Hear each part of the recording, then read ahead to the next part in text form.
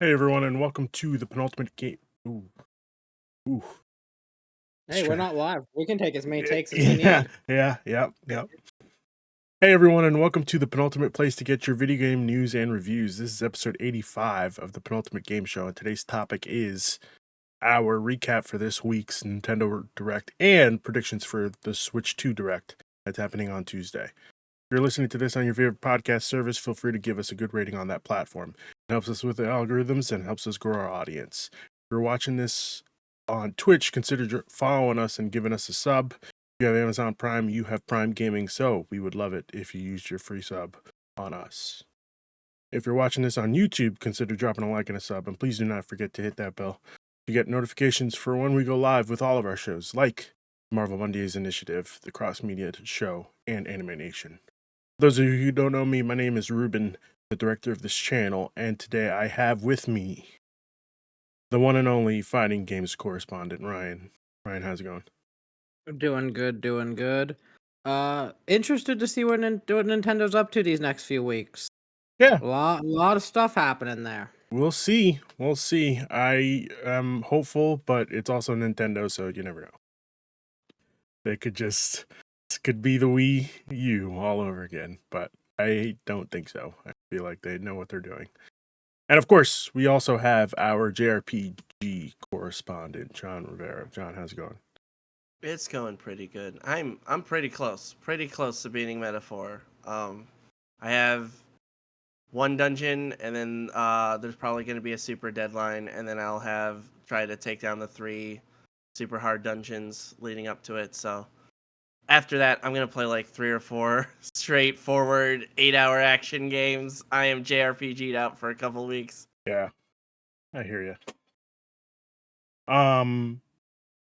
So we have a bit of time now that John doesn't have a heart out today. Do we want to talk about what we've been playing since John already started the conversation? Yeah. Okay, Ryan, what have you been playing? Let me see here. What have I been playing? I've been playing a little bit of that Monster Hunter Wild. Oh yeah, Yeah, liking it so far? absolutely fantastic game. I love it. I have, oh god, probably 80 hours in it already. Jesus. Um, the combat is near perfect. It looks gorgeous. The new monsters are super fun. Really, all in all, it's not my favorite Monster Hunter ever made, but I could see why it's the best Monster Hunter made so far. Okay. Anything else? I've been playing that, and I've been playing some old school Armored Core through the PlayStation Plus subscription. Yeah. Okay. And that is an awkward to control game. That is a weird old school ass game. Well, Super neat though that it is playable now in a way that is easy to access because those games were kind of lost to time. yeah. I'm The kind of kids excited to try it out. kids will finally know about true From Software. Yeah, I was just gonna say, like, it's before I was gonna say Elden Ring, before the Bloodborne games. So Yeah, it's before everything. yeah. Mm. So let's see if everybody, well, not everybody, but whoever tries it out is, interested to see how far they've come. Mm-hmm. John, you were talking about Metaphor. Have you been playing anything else? I've been dabbling with because I got a new computer from Micro Center a couple weeks ago, about a month ago. And the Windows now, when you get free window or when you get a new Windows, it comes with free Game Pass for a Mhm. month. So I've been playing Indiana Jones and the Great Circle in fits and starts. Also, while fiddling with PC control options and stuff, seeing what I can do, what I can't do with the 4070, and that's been pretty fun. Okay. I was initially worried that it would be a little too shootery because it was machine games, Right. but you just kind of pick up random tools and bonk Italian fascists on the back of the head to knock them out. It's great. It's an incredible game. It's It was really so accurate to the close to movies. taking my game of the year list last year. I'm glad you're enjoying it. Nothing wrong with hitting Nazis, you know. Mhm. Nothing wrong at all. Anything else, John? Or is that it? How you liking the new computer? It's really cool. Got nice RGBs on it. Liking the lights. So, everything runs faster. I can actually run most games in 1440p now, which is pretty Nice. dope. That's Cool. nice. All right. Well, that's cool. Glad that you have upgraded your old PC. hmm Um, My girlfriend uses it now to play Marvel Rivals with me, so that's been fun. Actually, Nice. getting to do competitive together. Nice. Anybody still Who playing Marvel Rivals? who you play in Marvel? Who do you play? I'm a Penny main. I love me some girls in mechs. So there was a girl in a mech Okay. in that game, so I'm like, that's mostly what I play. I picked up Psylocke recently for the occasionally if my team DPSs are terrible, I will just pick a random DPS and be like, you guys have lost your tank privileges. Yep. And I carry more often than I don't, which is kind of funny. All right. Nice. I've been playing a lot of Death Stranding. I've been getting ready for 2. Yeah, getting ready Week. for 2. I had played. Now, talking about games. Yeah, I had played Death Stranding when it originally came out, and then I just stopped because of some reason I don't remember. It might have just been because we were in the pandemic, and I was getting a little jealous that Sam got to go outside and I didn't. But it's really good. I'm liking it so far. I'm pretty sure I'm like halfway through, so I should be able to be done by Death Stranding 2. But everybody's saying that, you know, they're glad they're connecting the cities, and I just remember from the trailer, we shouldn't have connected. We Yep. shouldn't have connected. So, and there's Now- like I realized they're like dropping hints in the game, like, oh, this is a weird, chiral malfunction, but it's okay. It doesn't seem to be anything bad. And I was just like, no, we shouldn't be connecting these fucking cities. Right. Now, if I remember way back when this game first came out, you were not a big supporter of it, if I remember correctly. If you had some issues with it, I don't think so. were you okay with it? I think so. I'm pretty sure I Okay. was okay with it because it was a Kojima game. Yeah. Yeah. I didn't know if you were one of the people who thought it was boring, where you're just building shit and walking. No, I mean, I originally when we saw the trailer, I think it was, I was like, what the fuck are we Okay. doing here? And then I played the game and I was like, oh, I get it. It makes sense. Yeah, because Yeah. it's what I love that game. Yeah. It's my favorite Kojima game, if I'm being honest. Wow, that's crazy. Yeah. Interesting. That's crazy. I never ended up picking it up. That was the year I got really into Resident Evil. Like I played Resident Evil 2 remake, 3 remake, and Resident Evil 4 all in a row that year. Oh, It jeez. was a weird year. Okay. Yeah. I've also been picking up Pokemon, just the old Pokemon games. Somebody figured out a way, not figured out a way, but like I didn't think of this. They're playing it on the analog and transferring their save from the Game Boy Color games to the 3DS and like a homebrew Oh. situation. I'm like, holy Mhm. shit, you do this. You finally have a living Dex. And that thought is just in the back of my mind 24/7. I had a living Dex up until Scarlet X Violet. and Y. Oh, X and Y is when I stopped making a living Dex. wow. It Fair. is it's a hellish journey, but it is very fun. Yeah. Yeah. Mhm. I'm just like I already have Pokemon Yellow completed, and I had started Pokemon Mhm. Crystal a couple months ago, and I was like, let me put this down for now because I think there was another game that I had to play. But Mhm. Shout out Crystal. yeah, Crystal's a great game. Great game. Mhm. Well, with that being out of the way, I think it's time to recap this Nintendo Direct.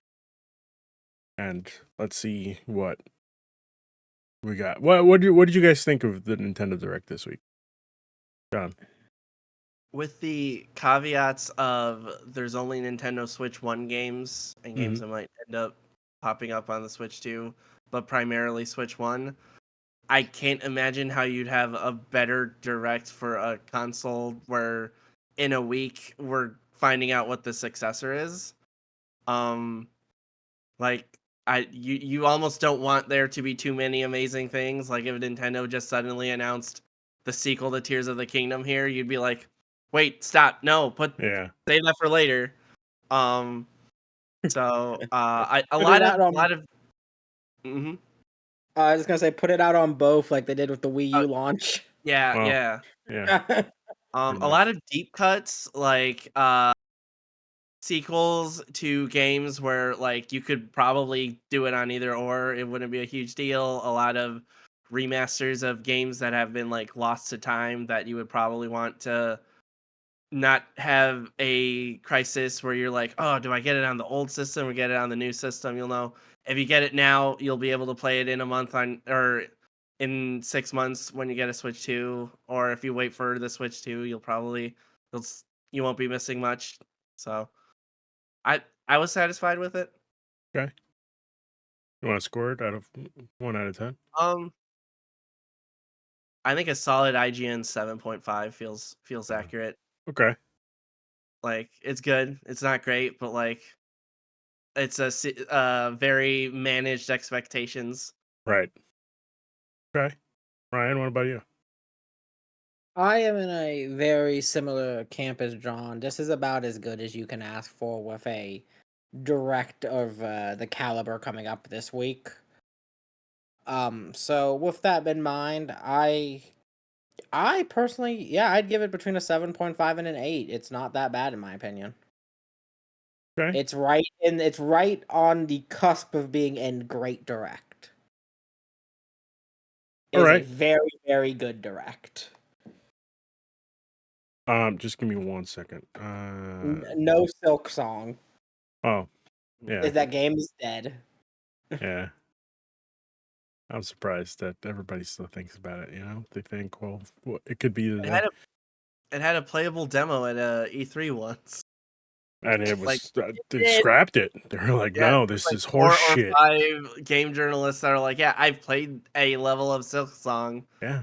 in 2019, 2021. It was like right after the pandemic. Was it Yeah, Mike it's right Minotti? after. I remember Mike Minotti talking about Mike it. Minotti, Tom Marks at IGN. Yeah. Those are the two ones I'm always hearing whenever they talk about Silk Song. They're like, I forgot, but I definitely played it once. Shout I out to keep Spoon forgetting I've Heaven. actually played it. Shout out to Spoon Heaven. That game's never coming out. It's been 8 years since the release of Switch, and for us to get 8 years, sorry, to be more specific, 8 years and 26 days ago was released. Mhm. For them to come out with a direct at the end of the life cycle, just be like, hey, we still got it. I am very surprised. I Like don't think this. I've ever seen it done before. Like, it's not just that it's like, hey, Direct, we won't be talking about Switch 2. It's because we're talking about Switch 2 next week. Mm-hmm. Like, when Sony had their big like PS4 announcement, they weren't like, oh, and we're gonna have a PS3 only state of play like the week before. They didn't do that with PS5. It's Yep. kind of very WND, weird Nintendo decision right there. So I have one question for you. We know that the Switch games will be compatible with Switch 2. Do we think Switch 2 games will be compatible with Switch 1? No. Do you think this is like a No. Nintendo DS to 3DS situation where they just add the It, little groove? it's Literally going to they be showed that in 100%. the Switch 2 announcement. Oh, they Yeah. did? Okay. Yeah, I forgot. they showed like a Mario or Mario Brothers for the Mario Brothers Wonder for Switch, and then they showed a blank Switch 2 cartridge and it has a little nub, just like the DS to 3DS, exactly like it. Okay. All right. I wasn't sure. Okay. I don't remember where I was going with that logic. I think this was a direct that was kind of necessary because we still had the questions. Well, specifically for Metro Prime 4, like they kept on saying this is a Switch game. This is a Switch game. They technically delivered. I mean, it's coming out. It is the end of the year. I mean, it is the last year of the Switch, but it's still technically coming out for the Switch, Yeah. which I'm happy for. I think like the fact that they managed to still have a handful of games coming out for this goddamn Switch, Mhm. 8 And a couple years. 2026 games. 2 2026 games, if I remember Two correctly. 2026 Nintendo Switch 1 games, one of them published, developed by Nintendo. Like, that's kind of crazy. Yeah, pretty insane. I'm impressed, Nintendo. I also have to agree with you guys. I think this was a 7.5 out of 10. But I mean, yeah, 7.5 out of 10. But like that's still pretty good, you know? Like Mhm. it's crazy that it's a 7.5 8 years into the Switch. It's insanity to Oh, me. both of them are Nintendo developed Switch 1 games. I forgot that Tomodachi Life was the second one. Yeah. What was the first one? Rhythm Heaven. Gotcha. That's right. Yeah. Okay. Um yeah, I think I mean it's cool. You know, Nintendo seems to know that people love this system, and they're willing to Mhm. make games for. I don't know where I'm going with this. They're There just making good uh, games. a concern I had during the pandemic was that I was like, will Nintendo treat the pandemic as the second Switch launch? Because for you look at Animal Crossing and how much more Animal Crossing New Horizons sold compared to New Leaf. Hmm. Like, um, clearly there was an entire set of people that were like not playing video games, and then they were like, I'm stuck in my house for 2 or 3 months. I'm gonna get video games. I'm gonna get the Switch. It's the cheapest one. It has the ones that are most relatable to me, someone who doesn't push buttons really, really fast. And I was like, will Nintendo like just be like business as usual 4 to 5 years after the Switch, which for some people will be 2 or 3 years later, but they kept it going longer than some people would have liked, and now we're 5 years after Switch One.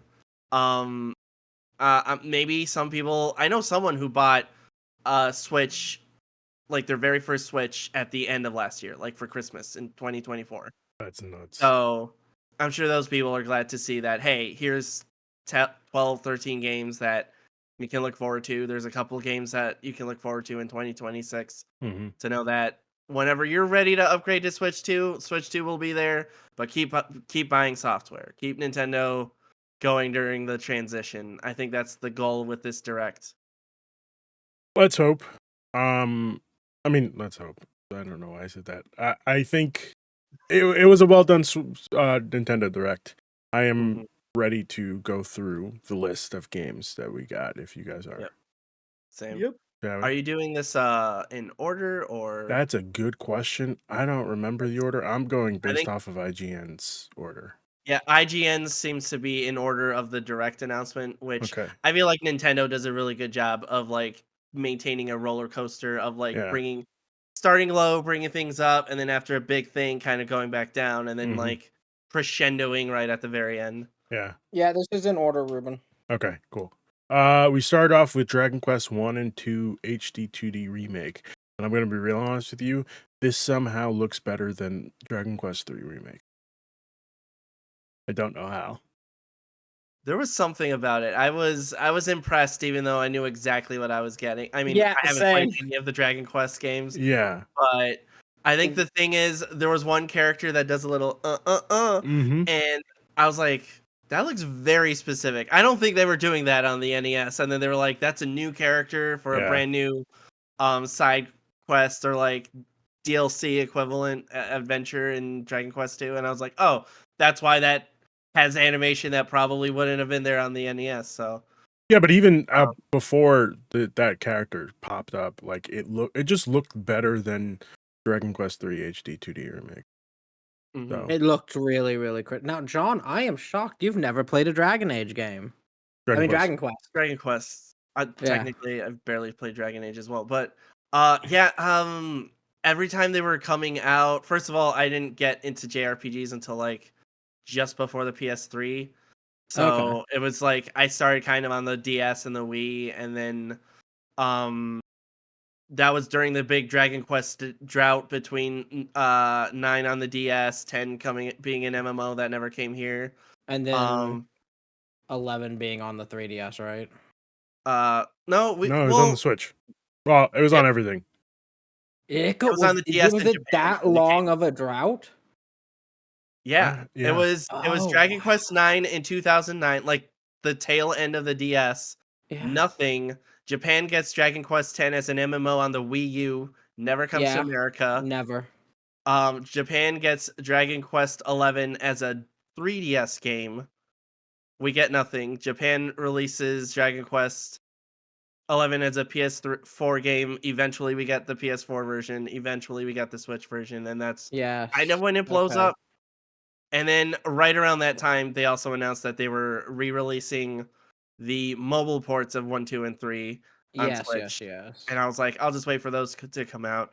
And then by the time those did come out, there were rumors of a proper Dragon Quest 3 remake and how that's the prequel, so you might as well start there. And I was like, I kind of want to start from the beginning with this series. I know it's not important. I know it's like Final Fantasy, Yeah. but because of how like iconic Dragon Quest is, I do kind of want to start, and I might do 3 remake and then 1 and 2 because from what I've heard, 1 and 2 are very I mean they're packaged together for a reason. Like 1 is pretty short Hmm. compared to other Dragon Quest games, so I kind of think I'll do that prequel third game and then 1 and 2 eventually when I get to it. Um and then these are also games that like they look fine on the Switch 1.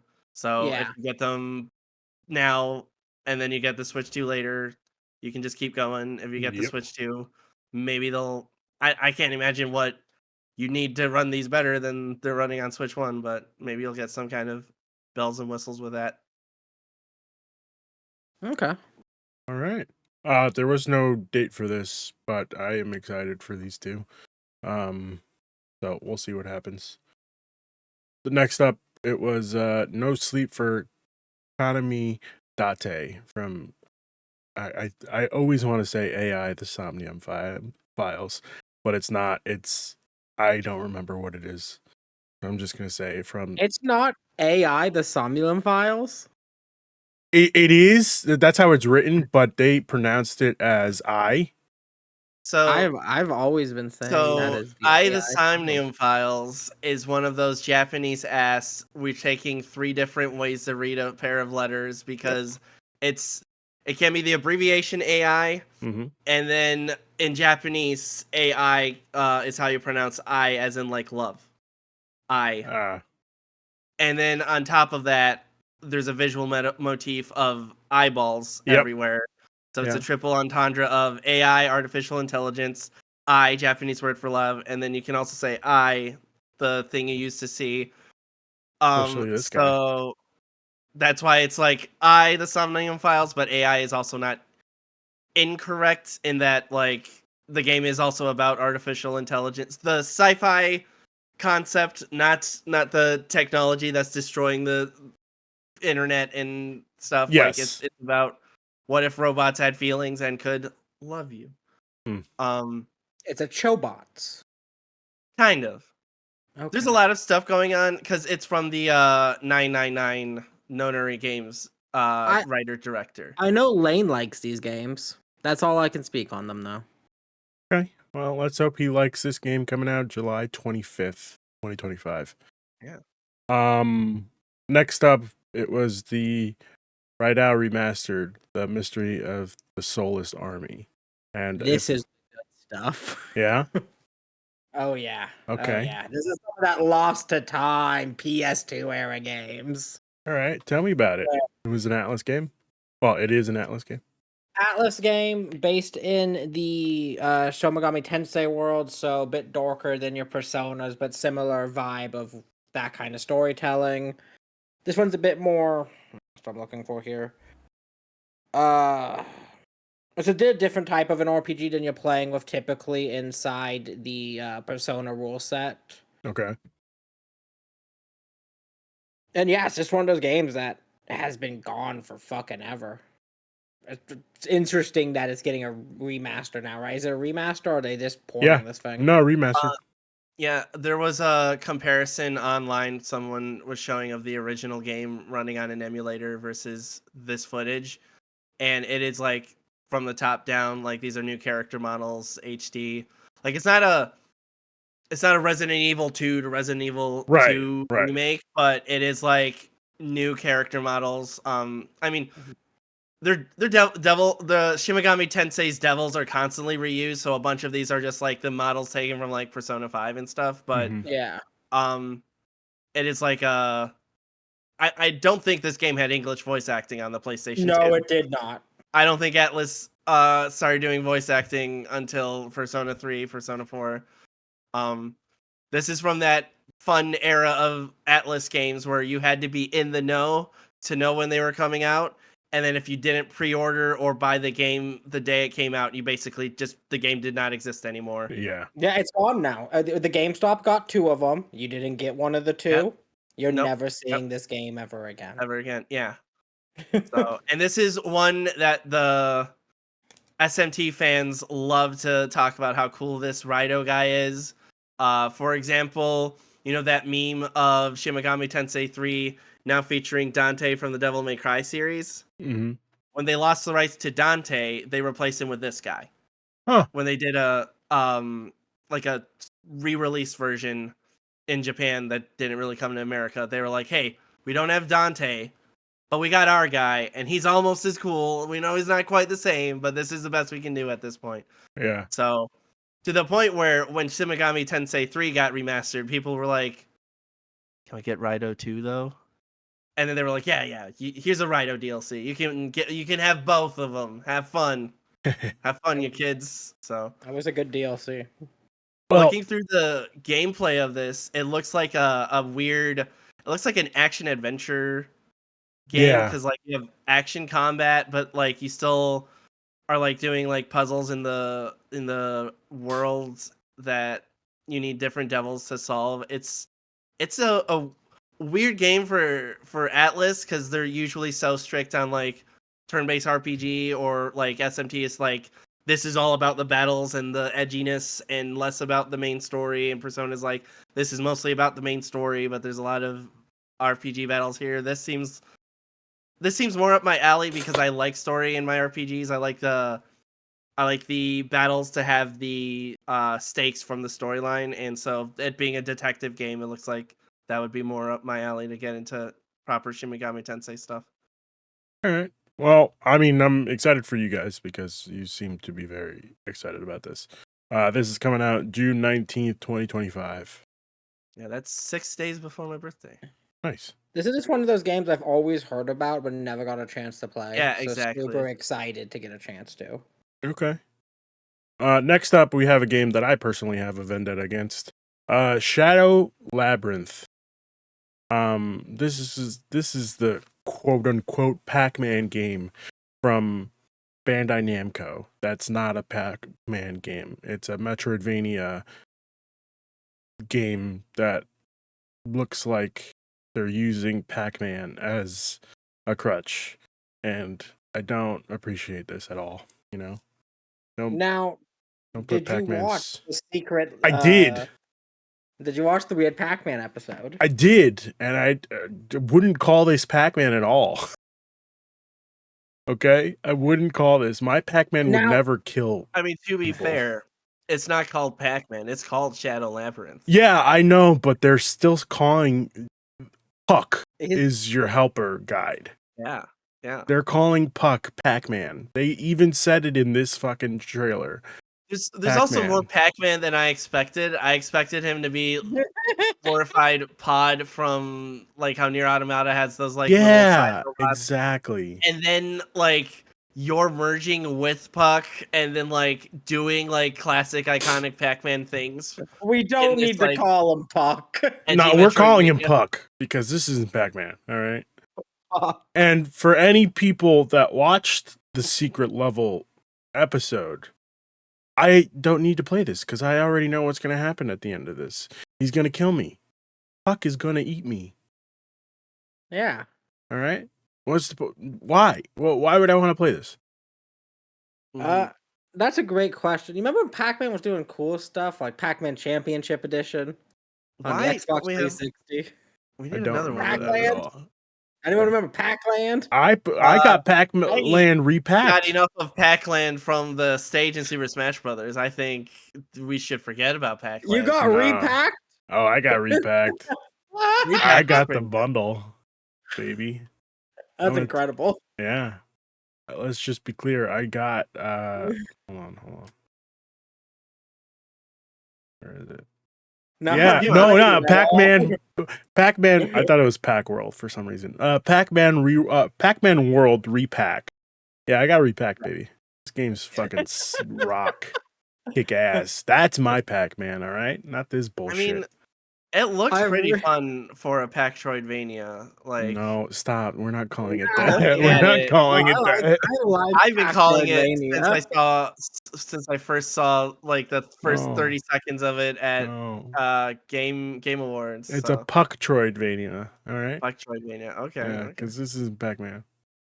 It, This is it looks fun. I That's guess. all I can say. We've had Hollow Knight with Pac-Man.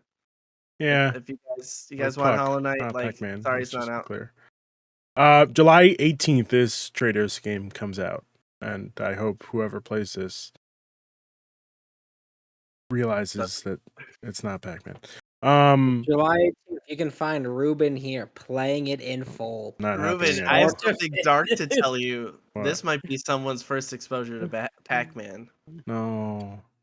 You know, there's probably some 12-year-old out there that never got into Oh, Smash Brothers. for some You know, reason, I never- thought you were gonna say either this was your first exposure to Pac-Man. I was gonna Oh say, no, okay, no. all right. The My way you mom said it, one video game and it was Miss Pac-Man, and damn she's straight, like, video games have never gotten better than that. That's why I damn don't play straight. video games. Yeah, Um, I'm in the same boat. My dad is obsessed with Pac-Man. Whenever we would go to like Chuck E. Cheese or whatever, mhm, he saw a Pac-Man machine, and that's where he would spend his time.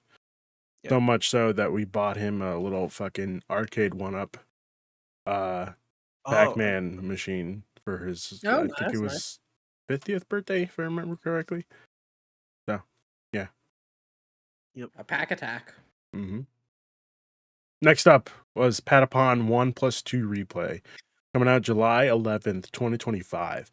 And I think we were all surprised that PlayStation decided, you know what? Let's give these fucking Nintendo heads some games to play. from what I'm looking at, it looks like Bandai Namco is just scooping up any of PlayStation's Japan studio IPs that Sony doesn't think they can turn into anime or whatever. And that's fine. They got this. They got Hot Shots later on, not to spoil the rest of the direct. And then, what was the game? The Battle Royale, the Vita game that is getting a remaster. The Vita game Battle Royale? No, the one that came out. Wars. Freedom Wars. Oh, Freedom Wars. Freedom Wars. Freedom Wars. Yeah, because Well, all of those that's are under the Bandai Monster Namco. Hunter. Monster Hunter. Okay, I heard Wars, and it was on the Vita, and I just assumed it was a Battle Royale for So- some Yeah, that's reason. crazy. I just want to say for a second, let's look at this Switch right here. Uh-huh. This is Zelda what Switch? this is what Patapon belongs on. Mm-hmm. This is this is where it should have always have been. Yeah. Yeah. Yeah. No, you're not wrong. Like, Well, I was looking at it, and I'm like, this is a Nintendo-esque game. Yeah. I've barely seen any Patapon gameplay. I mostly know it as the crossover stage with God of War on PlayStation All Stars. So That's incredible. That is incredible. yeah, no, I didn't have a PSP. When I got my Vita, I don't know if there was a Patapon game on it by the time I got it. So I was just like, I think Patapon. Greg Miller's gonna go crazy, but I think Patapon will become more popular than it ever has been because it's on the Switch now. I think Let's no hope. one's remembering 2008 the way I am. a Rhythm live streamer is gonna throw this up, and a bunch of really excited weebs are gonna be like, "This is my personality for the rest of my life now." Let's hope. Like, look at these little guys dance. Yeah. yeah, it has a lot of that like cutesy weirdo energy. I'm looking at some of these weapons, and these are also some Kingdom Hearts ass weapons. Oh And yeah. like some of these later levels are showing. I'm like, yeah, someone's gonna go crazy over this stuff. No, late level Patapon is insane. What you're doing in that game. I missed out on the early stages of the DS because I had a PSP. So I played some Patapon in my day. And guess what? Absolutely fantastic game. Patapon 1 and 2 replay is coming out for the Switch. But guess what? Rataton is supposed to be coming out. The spiritual successor. Oh right. Also coming out. It's supposed to be coming out this year. Fucking happening. This keeps fucking happening. Because we had was it Uridin Chronicles? And now we got Suikoden coming out like right before Uridin or right after, and making it look not so good. I don't know. I barely talked into it. Oh, okay. I wasn't sure if Ryan like blocked out for a sec, but we keep getting like spiritual successors, or remasters of classic games right after their spiritual successors are attempting to come out. It's pretty sad. Where was I don't think so. Mighty Number 9 to Mega Yeah. Man 11? Where was that? We don't talk about Mighty Number 9 or Mega Man 11. I feel like that. I feel like Mega Man 11 like barely won out of there, but I feel like in that case, but Mega it Man did. fans lost. Capcom, what are you doing? Let's remake Mega Man Legends. All right, let's get your shit together. This is what we need. Bandai Namco, would you like to have Mega Man? I think a lot of like niche Japanese games can succeed if you just toss out a really decent $20 remaster. Like, I 100% agree. That's basically how Yakuza got to where it is. They were just like, here's Yakuza 1, here's Yakuza 2, here's Yakuza 3. They're really affordable and people got crazy over them. Also, I want to shout out the Secret Levels bullshit Pac-Man.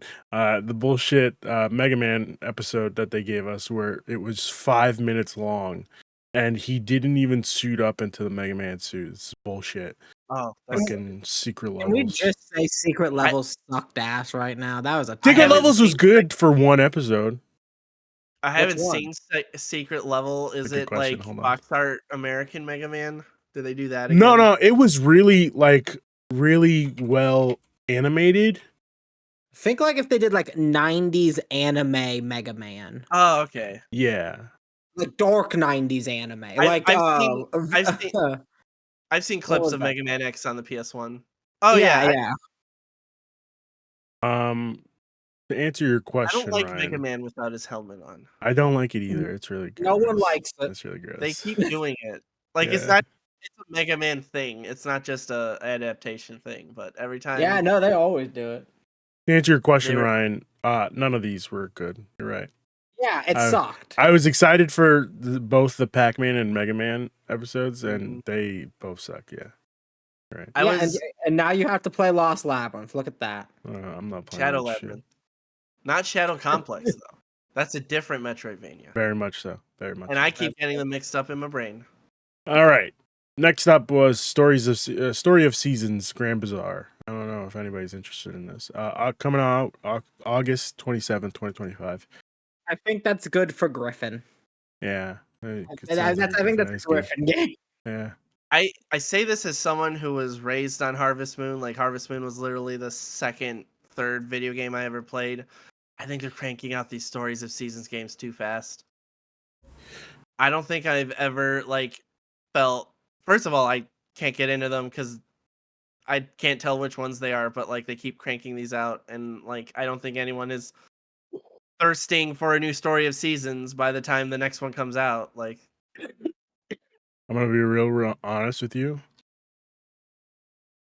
I was about to say this is the first time I've ever heard of Story of Seasons, but I feel like it just immediately once I hear it, it's like it goes in one ear and out the other. Yeah.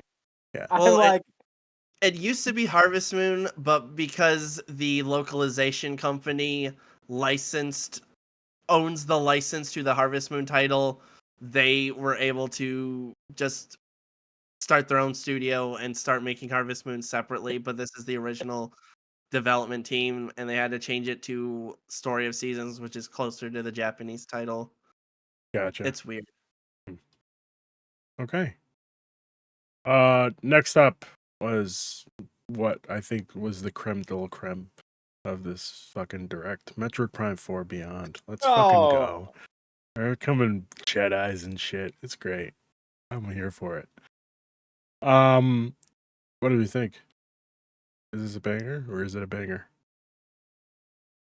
I'll let John take this one as the main Metroid Oh man. shit, that's not a good sign. John. It just kind of looks like more Metroid. And I'm okay with that. I'm okay with that, Yeah. but and I'll pay $60 for it. Like, I want a new Metroid. My favorite Metroid Prime game is Prime 2 because it feels different, and this just feels like more Metroid. Like, the psychic powers feel like I'm not using the grapple beam. I'm psychic. Yeah. And I'm like, that's cool. Maybe they come out with something more different later on.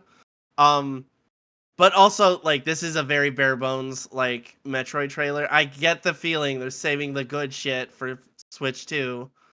Not in a graphics wise, but like the really cool like mechanics, because we didn't see any alternate visors. Well, we saw the skin visor. That's a different visor. But like that's when Metroid Prime starts cooking. It's when you're starting to see things that you can't see with the regular visor. When you get X-ray or thermal vision stuff. Yeah, that is the cool stuff. The monsters are cool. The purple visor is interesting. And then the new suit I'm really digging.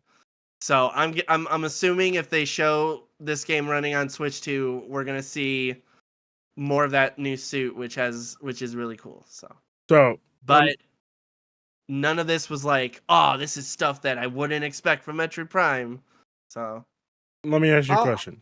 Oh, go ahead, Ryan. I have one little statement to say here real quickly. Go ahead. And that is, when I watched the Metroid Dread trailer, I felt a lot more excited. Yeah. Watching that, like, oh, this is really fucking cool. Where this is this is Metroid. I'm excited for Metroid. Yeah. I guess they're not fucking it up. Like this isn't something where like, oh, you guys don't know what we like about this.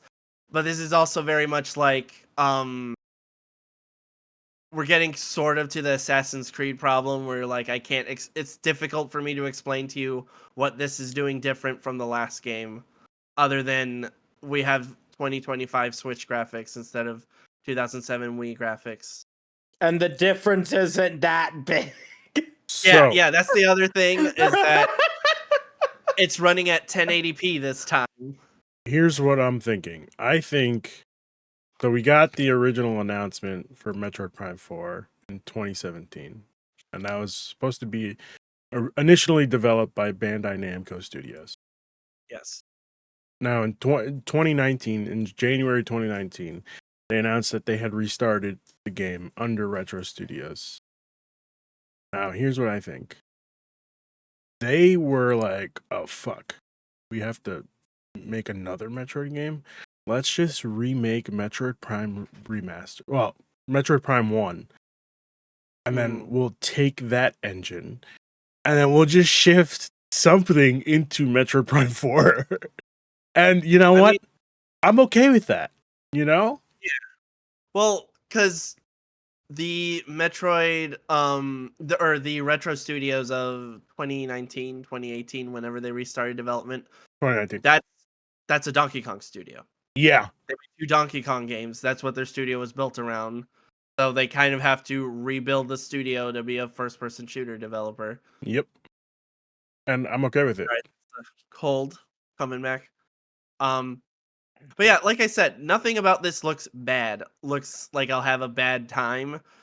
it just looks not like I'm not getting something new that's pushing Metroidvanias forward, or something that feels an exciting way to take the series in a new direction. But I'm also getting the feeling that they're saving everything for Switch 2. Yeah. And not in a tech way. They want to have a game that appeals to people who like cool graphics on the Switch 2. So people go, I got really bummed out about Pokemon looking the way it did, about Breath of the Wild looking the way it did, and then this thing running with more cooler effects going on the Switch 2 will probably be exciting for people. Expect some particles.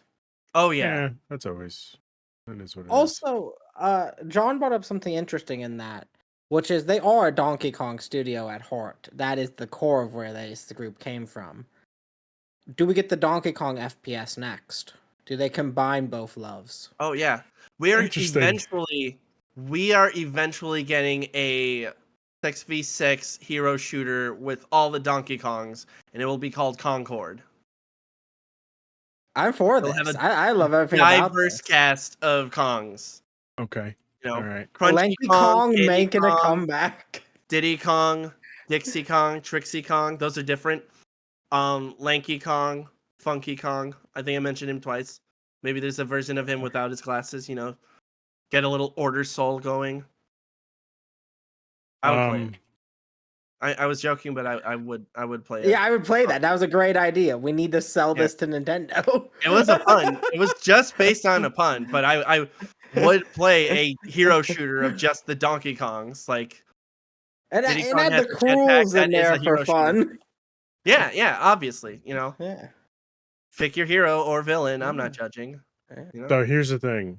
If we all remember the original Switch 2 trailer thing that they released had a Mario Kart game show up. Yeah. I'm calling bullshit. It's Retro Studios just making Diddy Kong Racing We didn't with Diddy Kong Mario. was- Well, yeah, but Donkey Kong. If you were announcing a new Diddy Kong game, Diddy Kong would be in your first trailer. That's a hot take of mine. Well, that's the thing. It wasn't trailers to show off the game. It was just showing off what the Switch 2 looks like.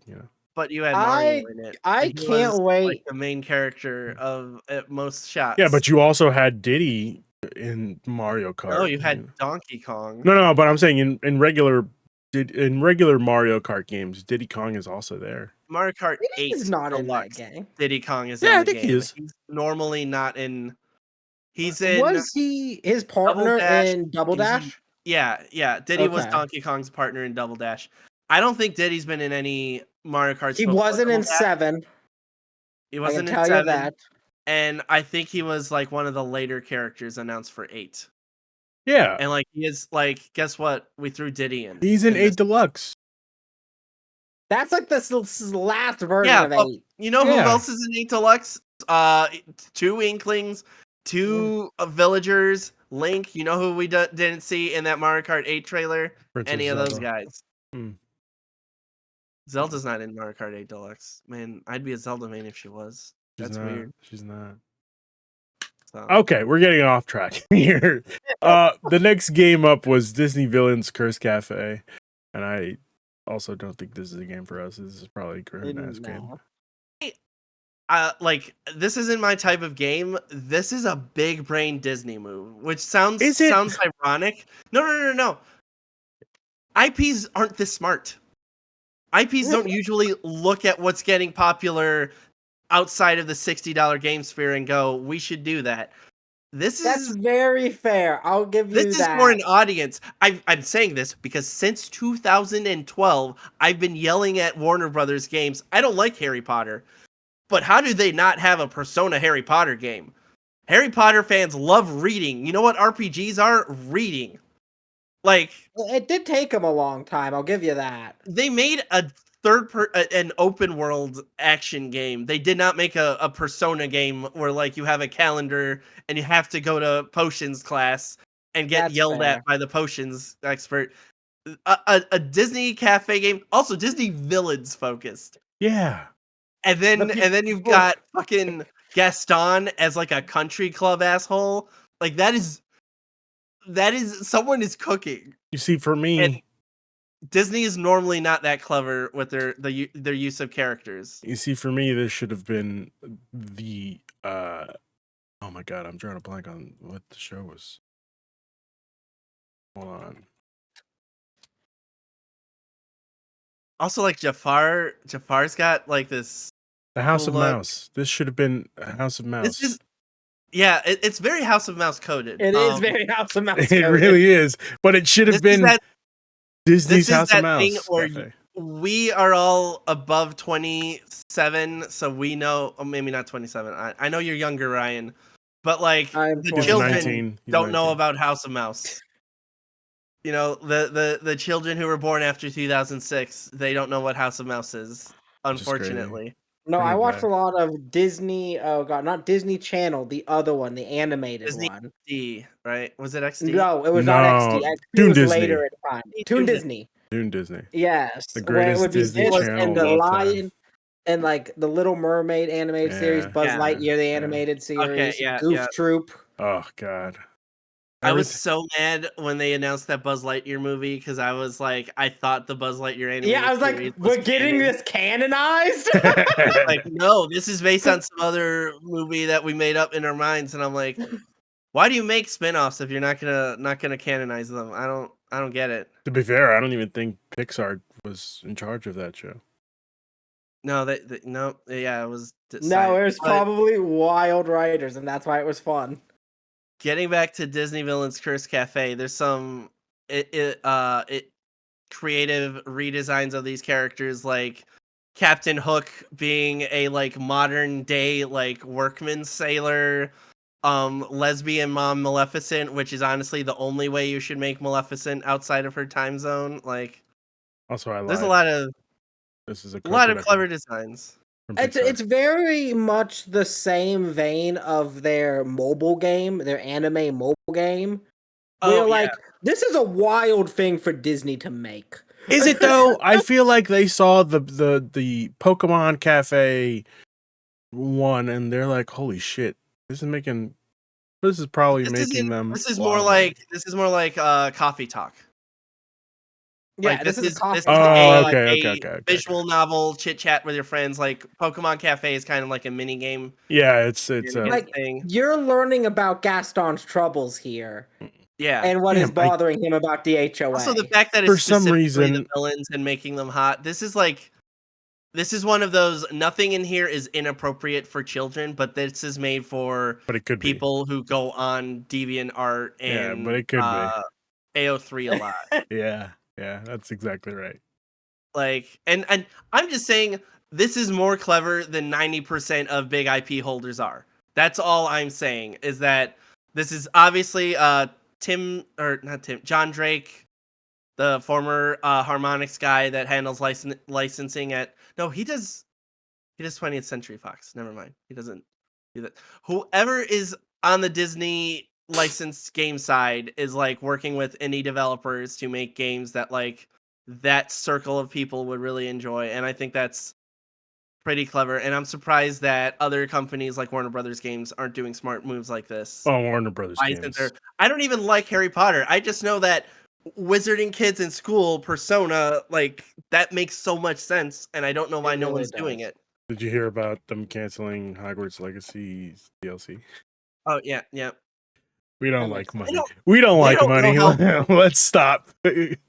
Imagine if Hogwarts Legacy went on forever, but like, what if it didn't? What if we didn't do what we just said we wanted to do? What if we saved this DLC and just put it in the second game? It's fine, but then don't say, "Oh man, Hogwarts Legacy would have been so much better as a live service game." Just like look at Suicide Squad. No one's playing it, and we're spending more to lose money. Suicide Squad was a great success. Oh yeah, it was amazing. It showed us what not to do for a video game. Just to kill them off again, just to not kill them off again. Yeah, it showed everybody what to not do for a video game. All right, it's amazing. I like how nobody with Suicide Squad pretended that Batman was dead at the end of Arkham Knight. Like nobody, everyone got so mad when they were like the real endings after you get all of the Joker or Riddler trophies, and I'm like, What? I'm not doing that. And What was then the other Batman game that came out in the past 4 years?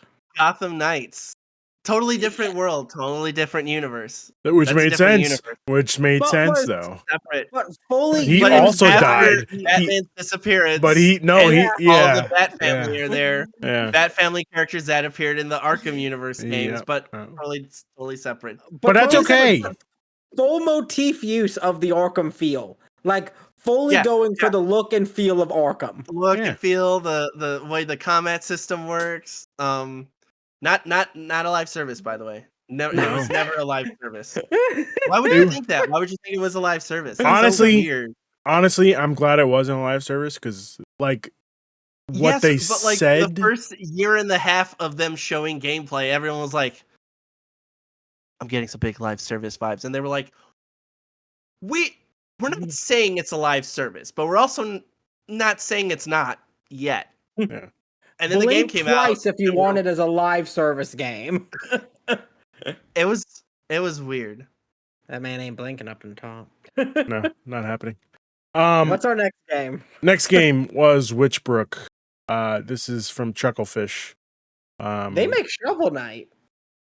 Isn't that right? Or do they Shovel Knight make Pocket? I think I don't is think it so. Pocket? they What make. did Chucklefish do? They publish Stardew Valley. That's it. That's where I've seen their logo a bunch of times. Yeah, and I'd say they published Haunted Chocolatier, but that's a game that doesn't exist yet. So No, it does not exist, but it We just will. saw it. But It it will. Yeah. well, we just needed to release 2 or 3 more patches to Stardew Valley before we could work on it anymore. Holiday season. This is Oh. yeah, this is also a not my thing. The sprite art looks very, very pretty. Yeah. I also appreciate it feels like a real sprite game. Yep. I don't know. Yeah. I get a little annoyed when sprite art is like, look at how gorgeous our sprite art is, and I'm like, that's not how video games work. But good job on making really pixelated art. Nicely done. But nicely done. It feels like the prettiest Game Boy Advance game you've ever seen. Yeah. So Yes. it is not my thing though, but Yeah. I am excited. This also, I'm gonna say, is another Griffin Ass game. yeah. Hopefully he likes it. They like it. Sorry. Mhm. The next game was The Eternal Life of Goldman. Now, for the life of me, I don't remember this. Oh, you This don't remember wasn't shown this to is not a me. DuckTales game trailer? This was not in the direct that I saw. No, I did not watch this direct. I'm with Oh no, this is Oh, you're with I me. remember Okay. this. I'm with you, Ruben. This isn't a real game. I don't I remember only this. remember this because this is literally I just want to make a giant what's Scrooge McDuck game with a grandpa. Like that's what this game is. It's just straight up Scrooge McDuck the game. It's just DuckTales, but you're all Scrooge. Oh yeah, let's do it. Does anyone Yeah. remember when It's the just hopping with his cane. And when it's we got gorgeously a animated. like- DuckTales remake game? Yes, I have it on my Steam library. Yeah. We That's have a incredible. DuckTales remastered game, and it's high It's definition, beautiful. It was so accurate. pretty. This is like, reminding me. on model. This is reminding me of the very hard game on. Oh, what's that game? The Two Cups, Cuphead. There you go. That's why. Yeah, Yeah. because Art style. it's genuine 2D animated art. Like this isn't pixelated. This isn't 3D models pretending to be This 2D. looks This is awesome. like I'm upset I don't remember this. I'm with Ruben. I This looks don't fucking remember dope. this at all. no, I remembered it. I was like, dang, you just were like, I really want to make a DuckTales game. I can't get the license. Fuck you. I'll make my own DuckTales game. I'm here for it. Oh no, But this it's looks really honestly hard. more like fantasy Ghibli. Yeah, this Like, is not really not hard. Ghibli art Ghibli. style, but like the inspirations that make Ghibli things are in here. I know Okay. that's a big Cool. Yeah. Definitely put that on my radar. Yeah. and it looks like it'll run fine on Switch and be another game you can just swap over to Switch too. Let's hope. Let's hope. Like- Next up was Gradius Origins, the collection of Gradius games. And quite frankly, I was very upset that they called this Gradius because there was like 2 games that were called Gradius. Everything else was a different title. Well, you see, if you really want to understand Gradius, you have to respect the Bayonetta series that happens in between, like mainline Gradiuses. That's what that was the feeling I was getting from Salamander. Yeah, Is no, it was Salamander's literally base. just Gradius. And then No, on but top of that, it was a brand new game, Salamander Yeah, the 3, Star not Fox 2 of Gradius. Salamander. Not Gradius, Salamander 3. I'm sure people in Japan who understand how these are related are really excited. Sure, I'm assuming we never got Salamander here.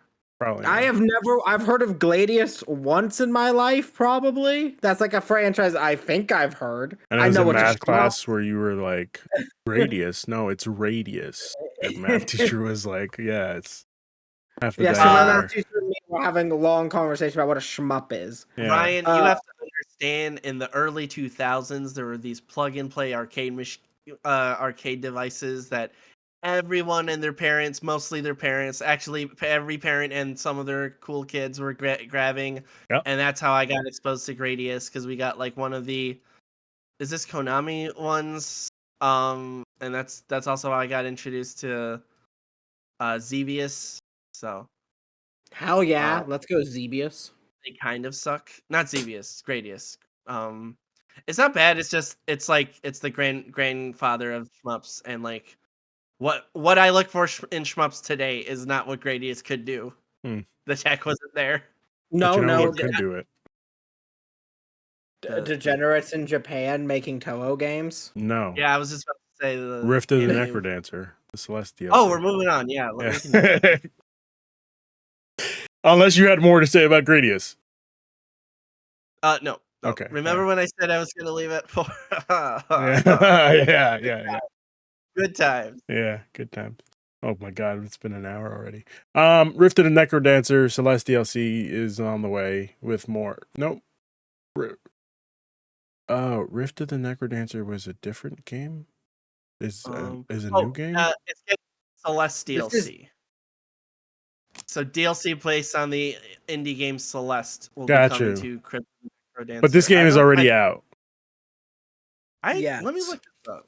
It's because it came out. So. It's either very recent or almost out. Because it's blowing my mind. Oh yeah, it's been out since February. Or no, it comes out. It came out 2 days ago on Switch. So it came out the day the Direct came out. Oh, okay. Really? So, the Switch version came out on Tuesday, or what? Life is a flat circle. I don't recognize time. And then the DLC is.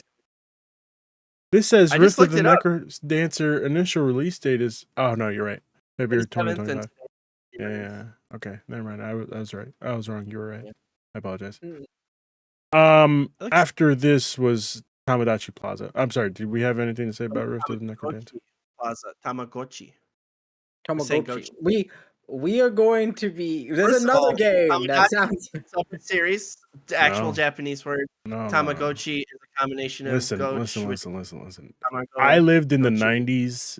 We had these little things that we put on keychains. Well, you know what, Ryan? They were called Tamagotchis. So I'm going to call them Tamagotchis. Called Dr. Robotnik. Things change. He's not King Koopa. He's Bowser. He's not Dr. Robotnik. He's Dr. Eggman. No, he's always Robotnik in my head. Connected world, right. And now we're going to refer to things by this the proper. Is bullshit. Okay, it's Tamagotchi Plaza. All right. Every Pokemon is a Pikachu.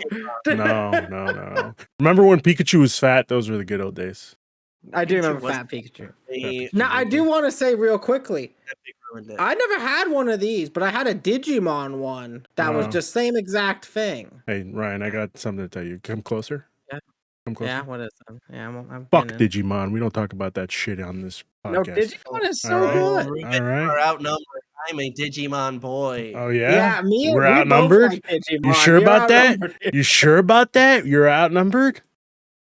In this, I just mean on this Discord call. You sure about that, John? I've been a Digimon guy since 1998. Why isn't this I watched it when it launched on Fox Kids. Wait, hold on. Why isn't this working? If you had good video games, I wouldn't even know what a... He's lost control. Why isn't this working? Oh, it doesn't want to work. Anyway, I don't know what this new Tamagotchi game is. Anyway, it's weird because they look like actual living All I want to creatures. say is No, that not 2D. there's a dentist mini game, and it's just straight up the Rayman Legend, Rayman Raving Rabbids dentist game.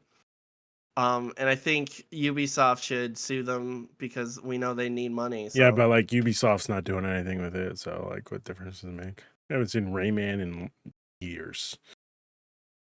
You haven't. Maybe I'm the type of person that just speedruns Rayman Legends games once in a while. Just a to, new Rayman. A new no, Rayman. Yeah. No, we keep the Wii U in storage just in case Rayman Legends needs to be played. Mm-hmm. Yeah. The PS4 version is weird. Now, I just want to say the next big announcements. I have a lot of opinions on. Okay, good. Let's bring it up. Next up was Pokemon Legends ZA, and quite frankly, I'm here for it. ZA looks like garbage.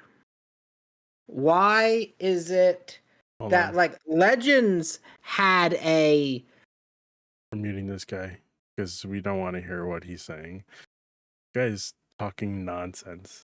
No, Legends Arceus had this really cool story and this really cool atmosphere and world, and like they shaded things correctly to get around the restraints of the game. This is a bunch of a copy and paste buildings where it's an ugly looking game where they could have had a cool art style choice here, like they did with Legends, Legends Arceus. They didn't here. Now, I will say the nighttime attack random battle thing with people, that seems funny. That seems fun. Well, it's not a But random attack. They're not popping out of alleyways. no. You can pop out of alleyways at people. Like you can sneak up on you get to trainers be at the annoying night. trainers that goes, "Hey, bitch! Oh shit! fucking fight Really? right now?" Yes. Yeah. Oh, At fuck night, yeah. specifically. Okay. But at night the game seems cool. But to me, it's just a really weird idea for something that was a cool concept in the first game to limit it to a city to pretty much just what you can see during the day, and then at night the rooftops and a bit of below. My Just very odd choices from Pokemon Company. They're making a big deal about wild areas, and it's like, yeah, I know how city parks work, dude. Yeah, I've been to New York. This is just like Central Park, but like more of them. It's like maybe that's why Ruben's into this. My hot take is I think X and Y kind of suck, so like it makes sense. Oh, that is a hot take. No, it's a really good take. I wasn't that into it back in the day.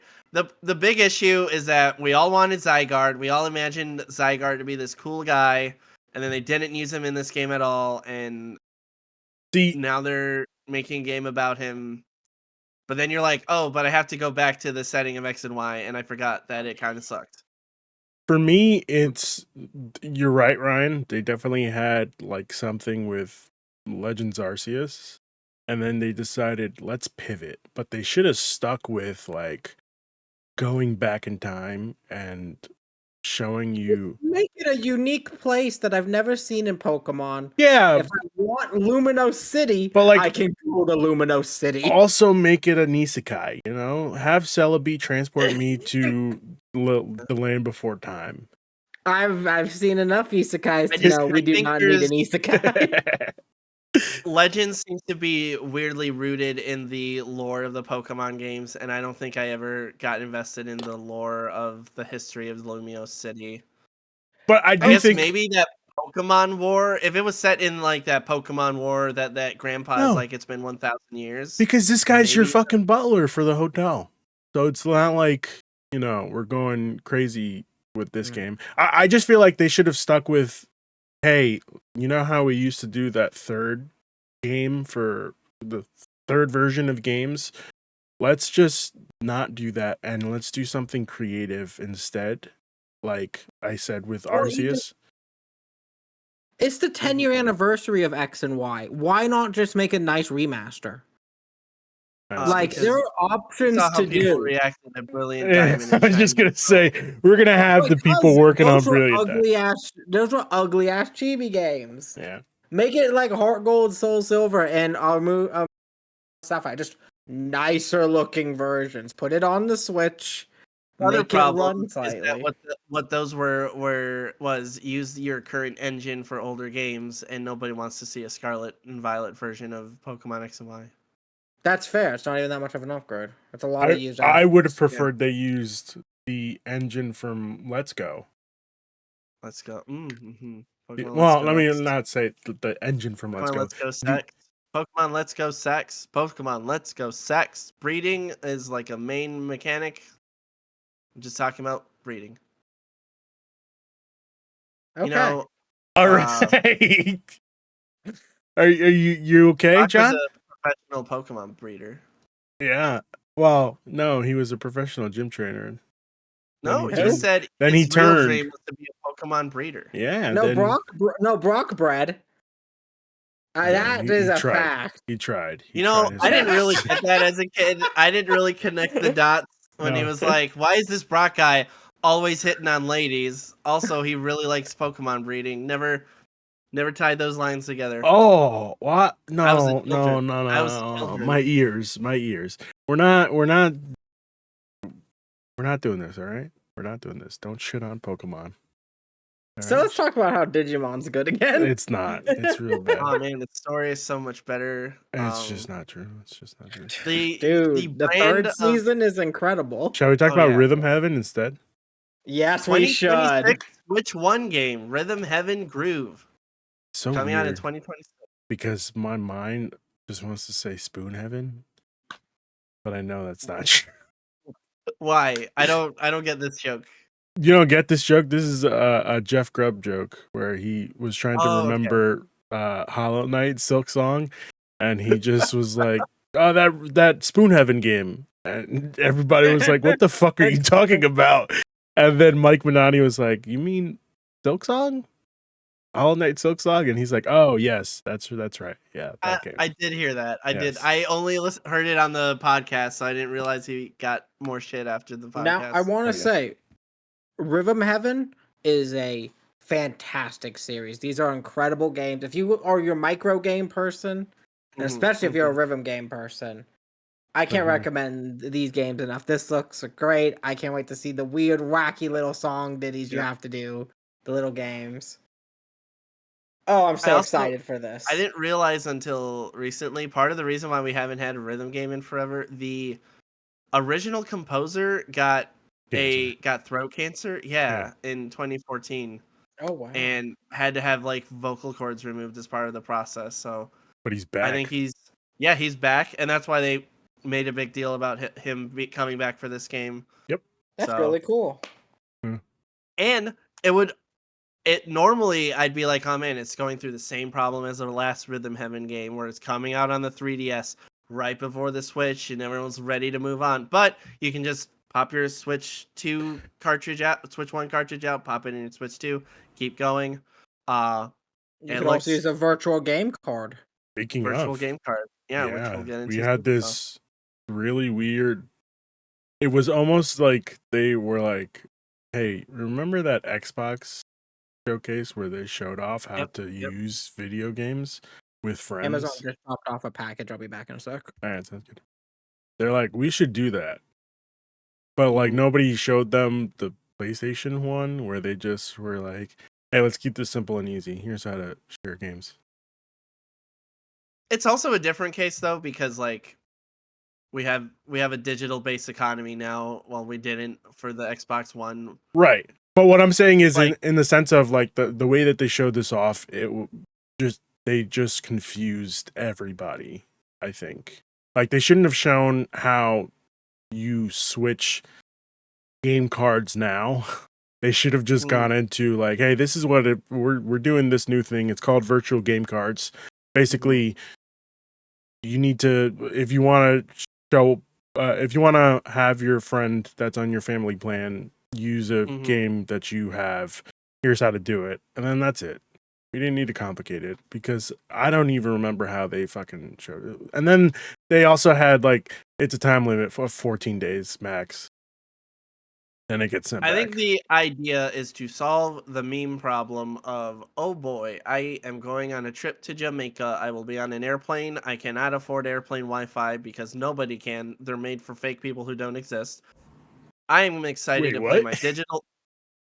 I don't believe in using airplane Wi-Fi. I think it's an annoying thing you have to pay for. If airplane makes me pay for Wi-Fi, it doesn't have Wi-Fi. Why aren't they making you That's pay my for hot the take. Wi-Fi? The last time I was on a plane, it was like, "Hey, we have Wi-Fi. When was the Give last us time you went on $20." a plane? Before the pandemic. Okay, I don't think The they make planes you pay for give it you free anymore. Wi-Fi now. Okay, I mean, the Yeah, maybe it last. was a I Delta had to thing. fly a couple weeks ago, and you used to have to pay for Wi-Fi. Oh, okay, Okay, okay. So I okay. So, apologize. I think what it is for me, I have T-Mobile. They give you free Wi-Fi. oh, okay. For No, That's what I think it is Ruben doesn't put his phone in fucking airplane mode. He's the reason he thinks falling out the sky. oh yeah. I But secretly took out the all I screws mean, out of that you plane. are in a situation where you can't use the internet on your Switch to validate your digital games, and this is a solution to poor little 7-year-old Timmy being like, "Why can't I play Shin Megami Tensei 5 Vengeance?" Ah, And yeah, his poor dad, little Timmy. yeah, an iconic, great video game. He's continuing off of his save of the original. He's starting the Vengeance storyline. He's really excited, and he has to explain to his dad, "Why can't I play this digital game from your account?" I And want he's to like, hear "Oh, little Timmy it's say, valid, "Hey, valid. Dad, why can't I play Shin Megami Tensei 5?" Megami Tensei 5 Vengeance, specifically Vengeance." Yeah, Um, but I think the problem is because, like, I agree that there's an issue with this. This makes sense from Wii to Wii U. We are getting a digital storefront, getting digital games that you will be trading back and forth on the Switch. The problem is that Google Play exists. yeah. Apple, the Apple Store exists.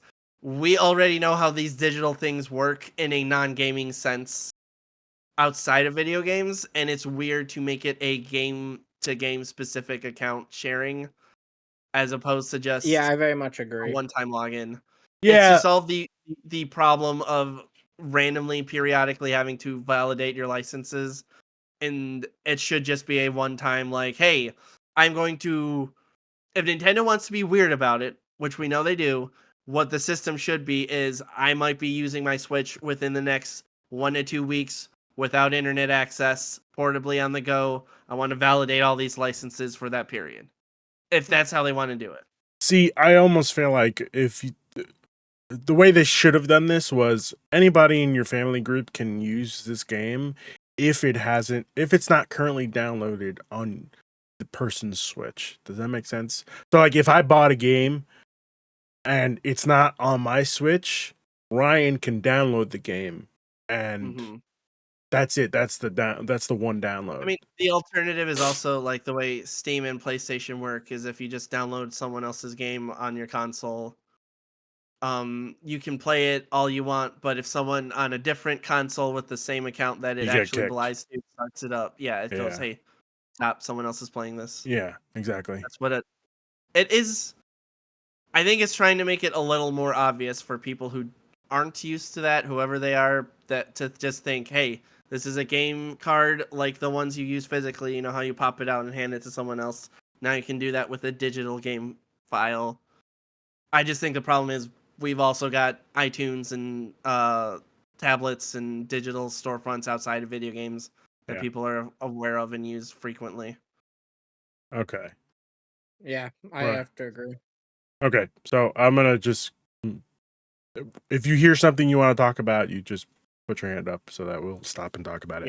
Yeah. The Sizzle Reel had High on Life coming out May 6th, Star Overdrive April 10th, The Wandering Village July 17th, King of Meat, that sounds real gross, 2025, Lose Lagoon Summer 2025, Fantasy Life I, The Girl Who Steals Time, May 21st, 2025. And we had You're not hyped for King of Meat? I'm a big King of Meat guy. I've never heard of King of Meat, yeah, You and know, it's not right? related It's a good to name meat. now. I don't know if it's a good name. I think it's a horrible I one. will just say I know there's a small, very vocal group of Nintendo fans that are very excited about Fantasy Life I. That's kind of like one of the original non-Harvest Moon like uh life sim but in a fantasy area games. It's really interesting. It's like an RPG, but if like uh side quests and fetch quests were just as valid as like an adventures concept, it's really weird. So Okay. that one is kind of cool. And again, a game that you can play on Switch 1 and not really feel like you're missing out on anything by not upgrading to Switch 2. All right. Next up was Saga Frontier 2 Remastered. I personally know my cousin's going to be very excited about Saga Frontier 2 Remastered. Anybody? No? Always go Always ahead. glad to get more RPGs remastered. I don't know much about Saga or the difference between Saga and Frontier, Looks good. but it looks, yeah. I have They're- strong opinions on the last 4, if that counts, but I know nothing of Saga. Yeah. It is. What is Saga? It's an RPG, right? It's just an old school RPG. It's like Yep. the predecessor to Octopath Traveler, where it's like, Oh, kinda- really? It yeah, doesn't like use that mechanic to it, like the way Octopath did its combat, yeah. like unique style. Not the combat wise, but the concept of like you got RPG group and you kind of go through each character's story. Yeah, where you like individually. rotate. Yeah. Ooh, Because I might have to check that out. when Jason Schreier was playing Octopath Traveler, he said it was less like something and more like a saga game. So Okay. Because And it- Octopath Traveler is an all-time favorite RPG Yeah. of mine.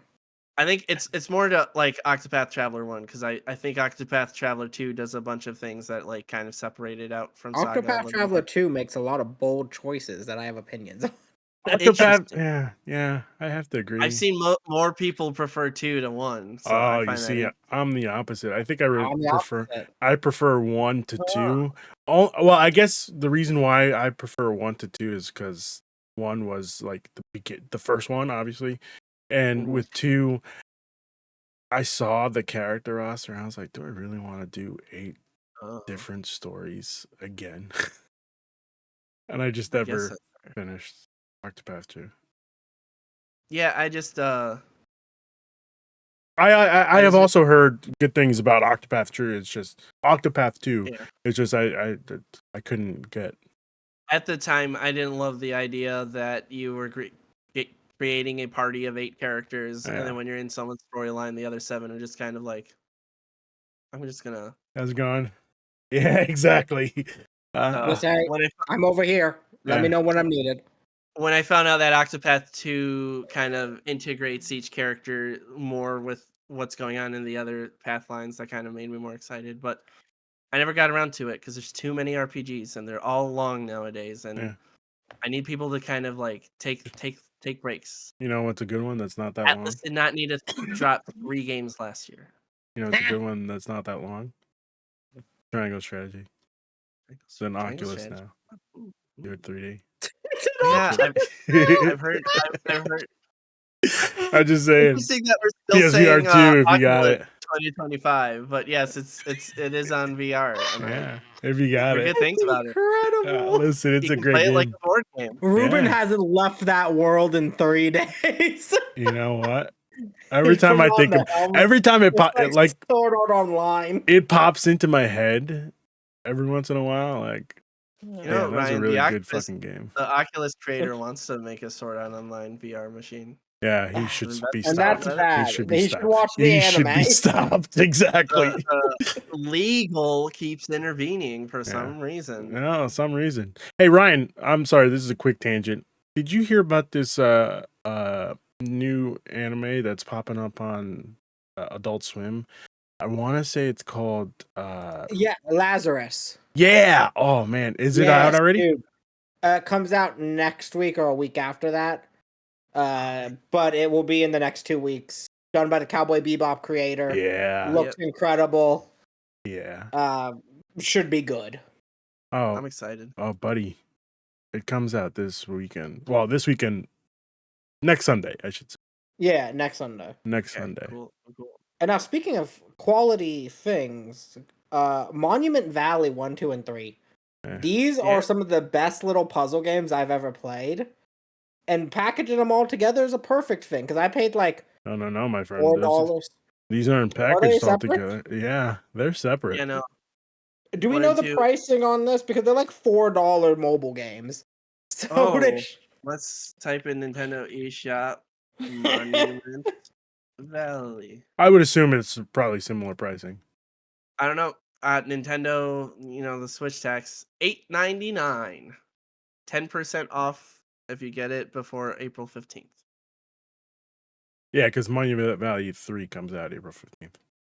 Yeah. All right, and you can get them for $4.99 on your phone. Yeah, but this is Switch tax. Switch, I just think that's funny. OLED. But these are great little games. Neat that they're finally on Switch. Cool place for them to be. Took them long enough, It was not a serious thing, but one of those moments where I was like, I'm surprised that isn't already on Switch. Yeah. Huh. Next up, everybody golf hot shots. Everybody golf. Oh yeah. Everybody's golf. And, yeah. Sorry. Yakuza Like a Dragon. Infinite. Yep. Yeah. Resident Evil 7 Biohazard. Yep. Just merging the Japanese and English titles. Love the Hot Shot series. These are my favorite of sports joke games. Yeah. Of sports games though, for like the arcadey style. Their tennis game on the PS2 was incredible.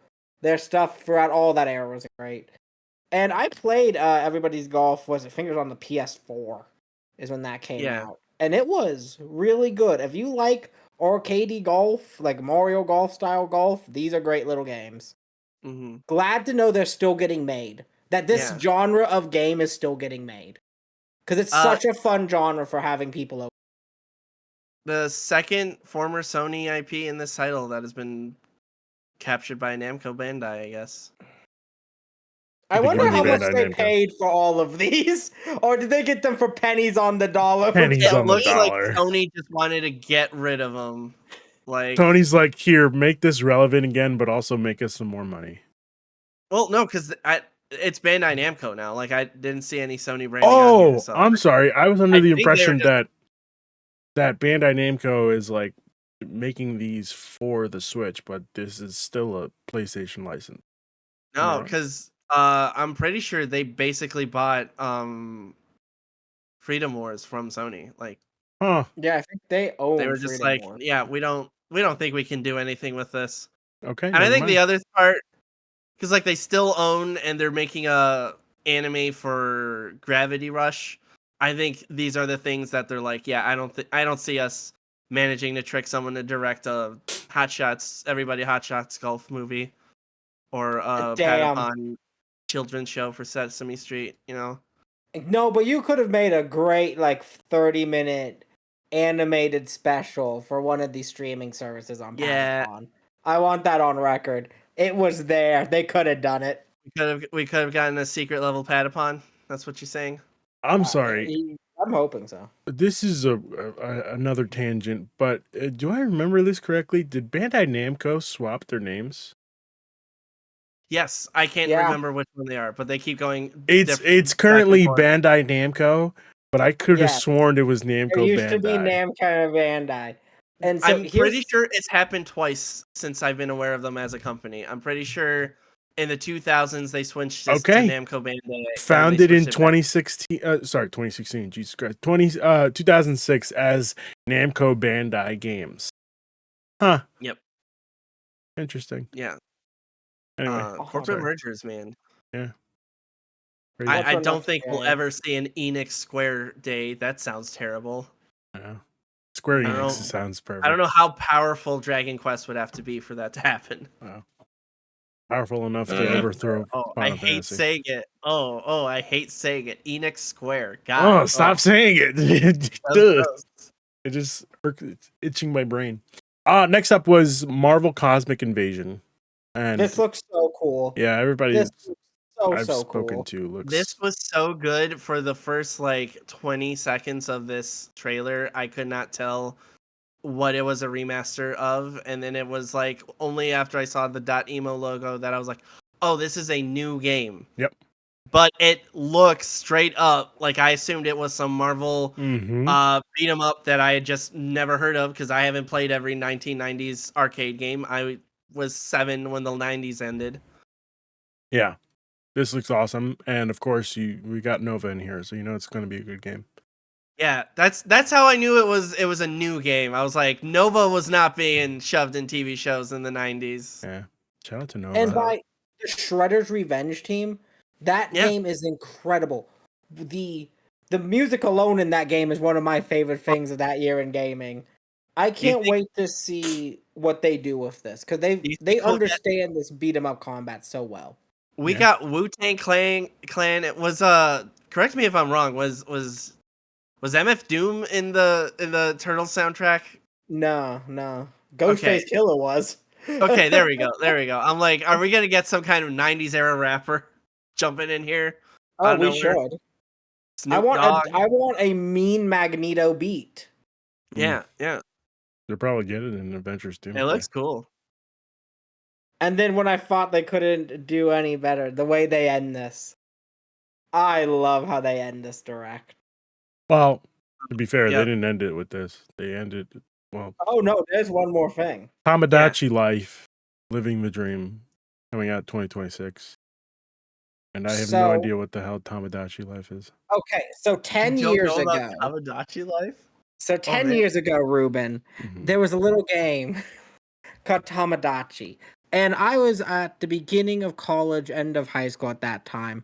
And this swept over my friends who carried a 3DS everywhere with Street Pass like a motherfucker. And the idea of this is you make Mii's of characters, people, your friends, your family, favorite video game characters, whatever it is. You just make Mii's. And you put them into, at that time, it was an apartment. This seems to be a whole city. It's And they like a little interact tiny with little each island other. city.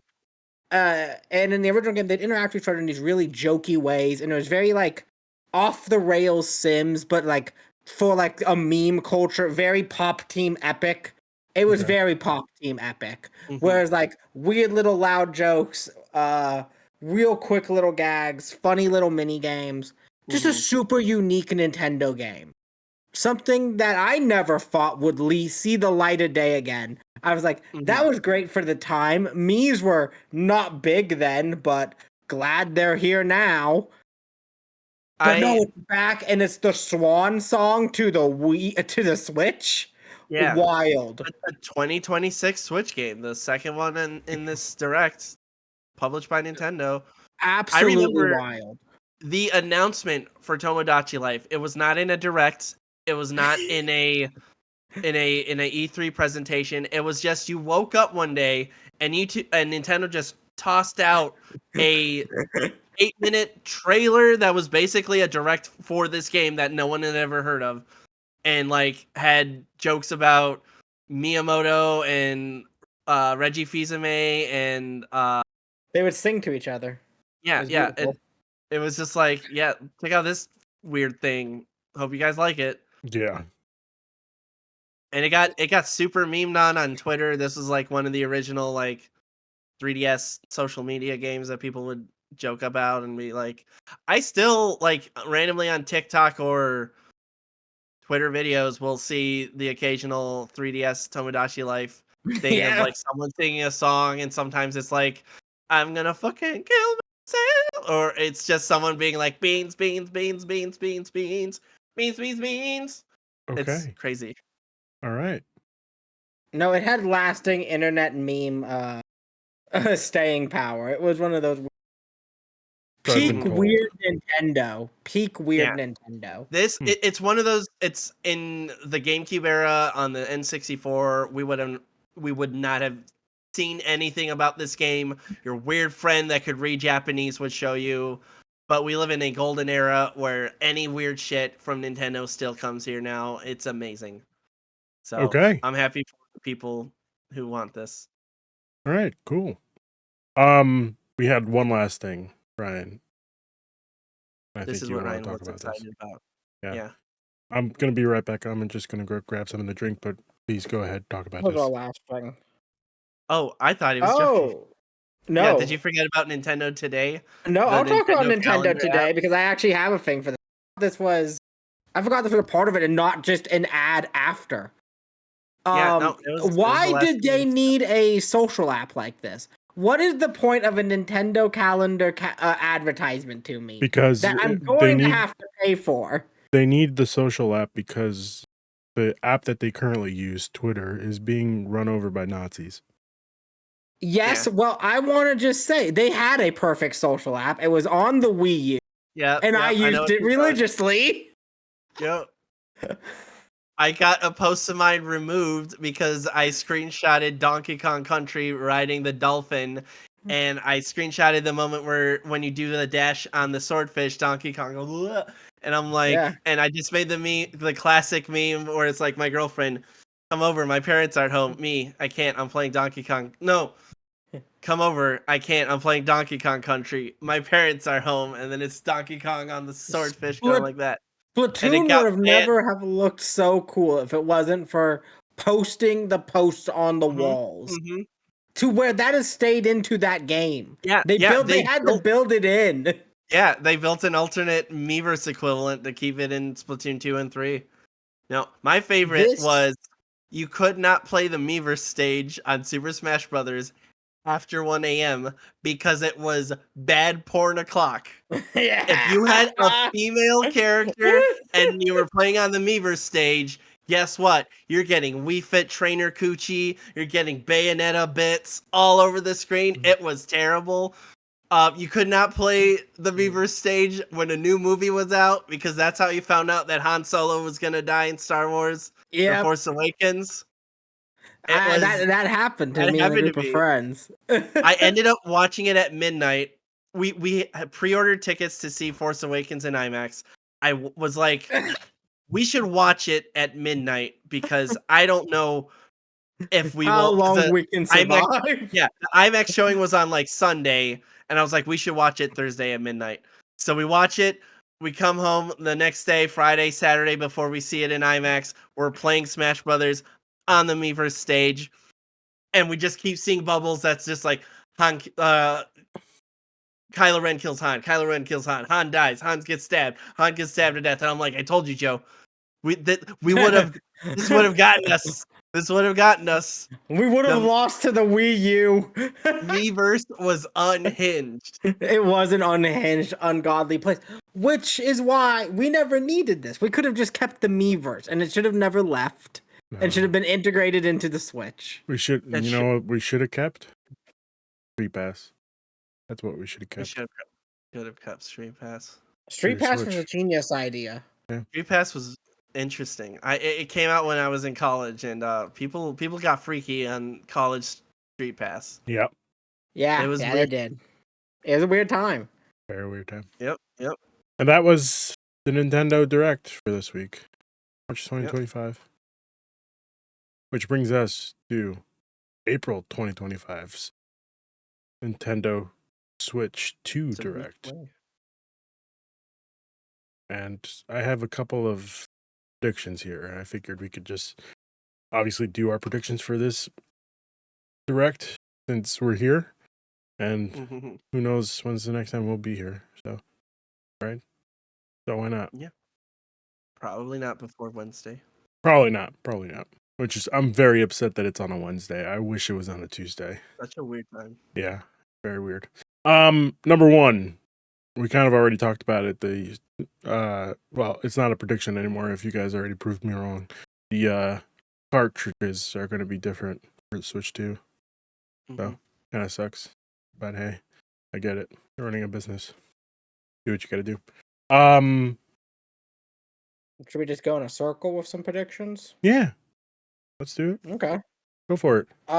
It's a prediction, and this is what I think is going to happen for because I have watched Nintendo do this a few times in my life, and this is a Wii U. I have this in my gut feeling we're about to get a Wii U. No, Because don't the say that. Wii was the most successful console ever made at that point.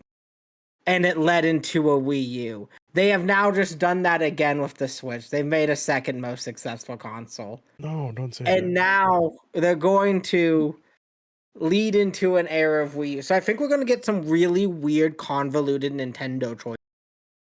Oh shit! What the fuck? Of course, I don't know what happened. What happened? I have no idea what the hell just happened. Hold on. Sorry, accidentally went into the podcast. No, you accidentally didn't do anything. For some reason, it just kicked you guys out. I don't know what happened.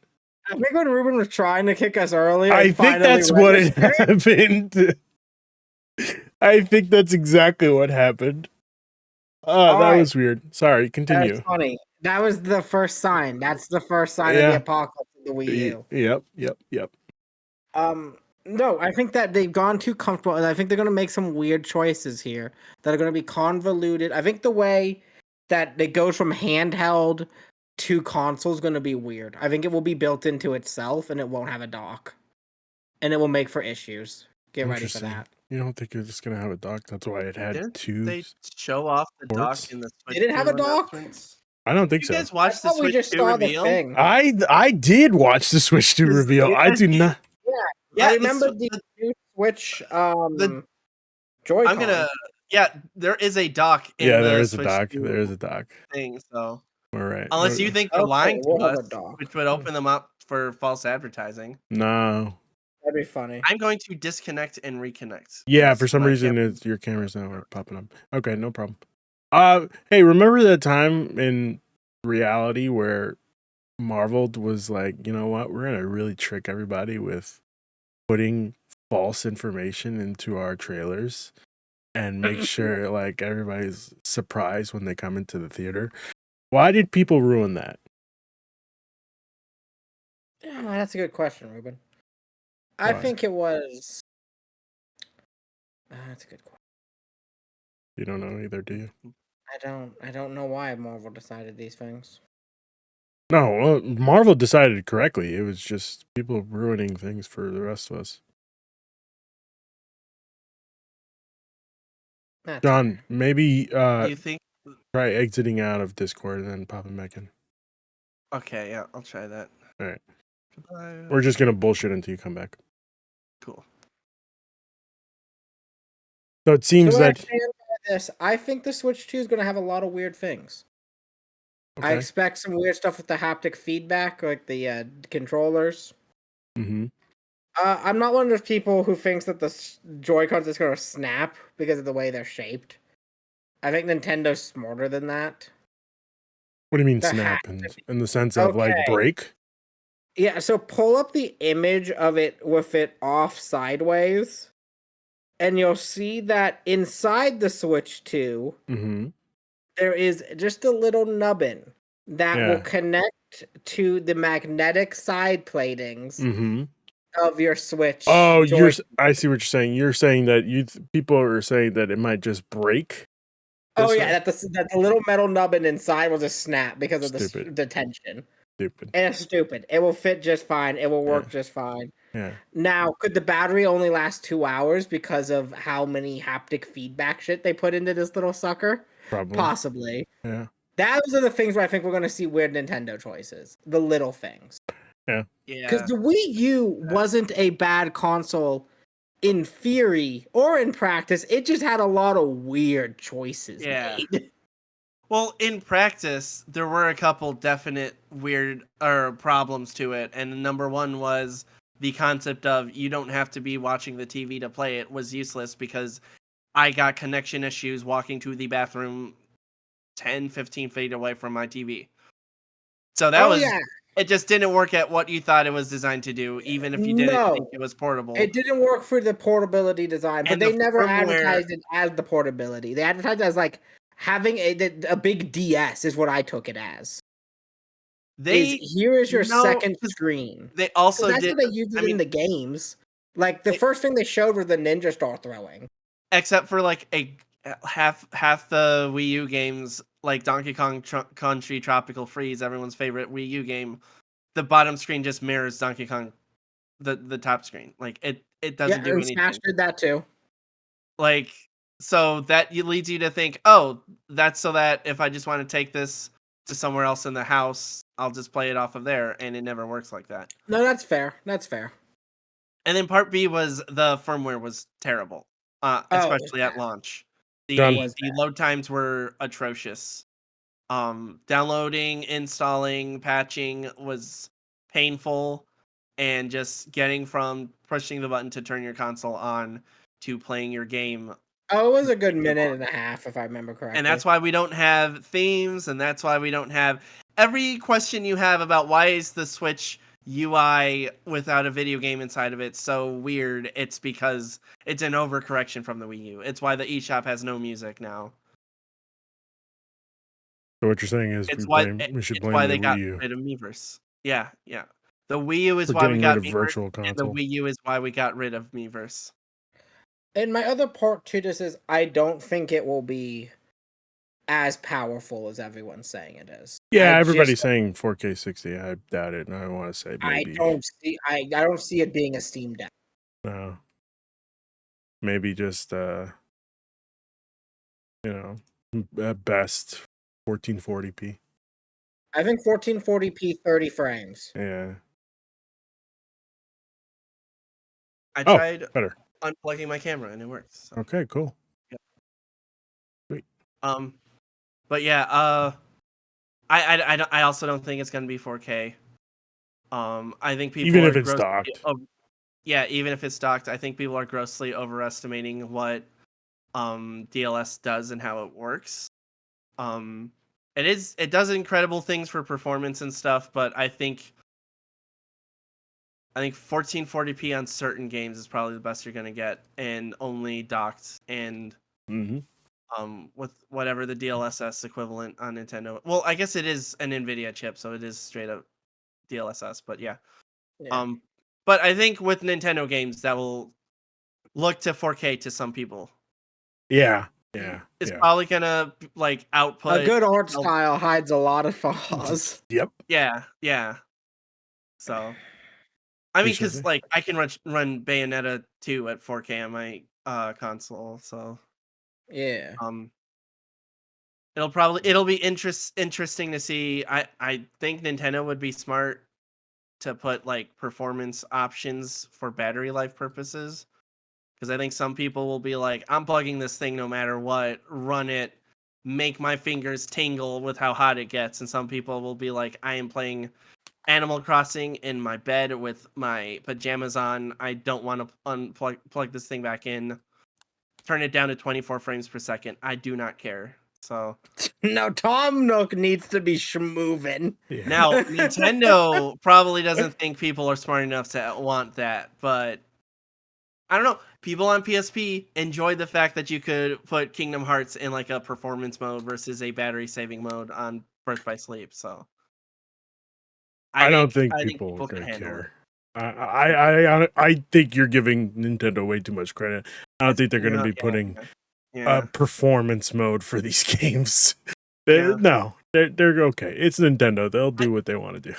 Yeah, because now that I think about it, I've seen people struggle with laptops, and then I'll go, "Hey, you see how this says performance when mode? Plugged in low?" Or there's that thing on laptops where it's like, "Oh, always consider battery life." Yep. Plugged in. I'm like, that's battery why saver, balanced, or power efficiency or whatever. Yeah. Okay. John, what's your prediction? Sequel to Kirby Forgotten Land. Oh, I think it's about time. You think that's I was Sakurai's looking game? at the math. I don't think that's Sakurai's game. I think Sakurai likes Kirby, but the whole reason why he left Nintendo was because he wanted to stop making sequels to games that he had already designed. And the one exception that they keep getting him back for is Smash Brothers, because he's like, well, I need to make this ode to video games the best it can be, and I don't think they keep him trapped in that room they show in directs, I believe. I think whatever Sakurai's game is, it's either a new IP or some old fucking Nintendo thing like Balloon Fight, completely done in a brand new way, you know? Like, has anyone asked for a Balloon Fight game? No. Could I imagine Sakurai to be like, here's a aerial base battle royale where you're into balloons, and everyone's like, that's Balloon Fight. It's called Balloon Fight Tactics. Let him get the ice climbers. Yeah, and let's see what we can do with them. Let's give him a God of War style game. Main headline of the Switch 2. Hold up. if he wants to make a God of War style game, he's going back to Kid Icarus. Kid Yeah. Icarus. Oh yes, Kid Icarus Uprising Icarus. was basically a cross between a shmup and PS2 God of War. Like, Yeah, it was. No, that game's great. I found it at a thrift shop for very little money, and I grabbed it instantly. I loved it. I can imagine him coming back for a Kid Icarus sequel because I think you could iterate on that and feel like he's doing something new and creative. But I'm leaning towards not to do too many predictions, but Sakurai's working. We know Sakurai's working on a game. If it is with Nintendo, I don't think it's Smash Brothers. I think I I think think that he wants game's to take perfect forever. I yeah. don't think they do it again. I think Assuming there aren't any annoying IP reasons why they would need to make a new Smash Brothers that doesn't have Cloud or Solid Snake or any of the third-party characters. Sorry, don't- we gotta move Steve in for Jack Black. Steve, new game. Oh no! Ah. No, honestly, what they should do is they should just keep him the way he plays and just be like, we have added Jack Black voice lines for yeah, that's what Might I was Have to thinking. See You. Yeah. It just goes, yep. And then he just does a laugh. And he's a spirit now in the Kirby mode. Oh, yep. No, Kirby gets a Jack Black voice when But he's talking. also voicing Bowser as well. Oh yeah. Oh Yeah, on a whole Jack Black pack. Yeah. The Jack Now, Black. what you said there, Ruben, Mm-hmm. gives me into my second prediction. Whoa. I haven't even gotten to my first prediction. Oh. It's this one, though. I'm going to lose it here. Okay, go ahead. So I just want to get this out there. We're going to get a Mario 3D platformer based on the Mario Bros. Movie that got massive success. It will be done in that art style, and it will come out in 2026.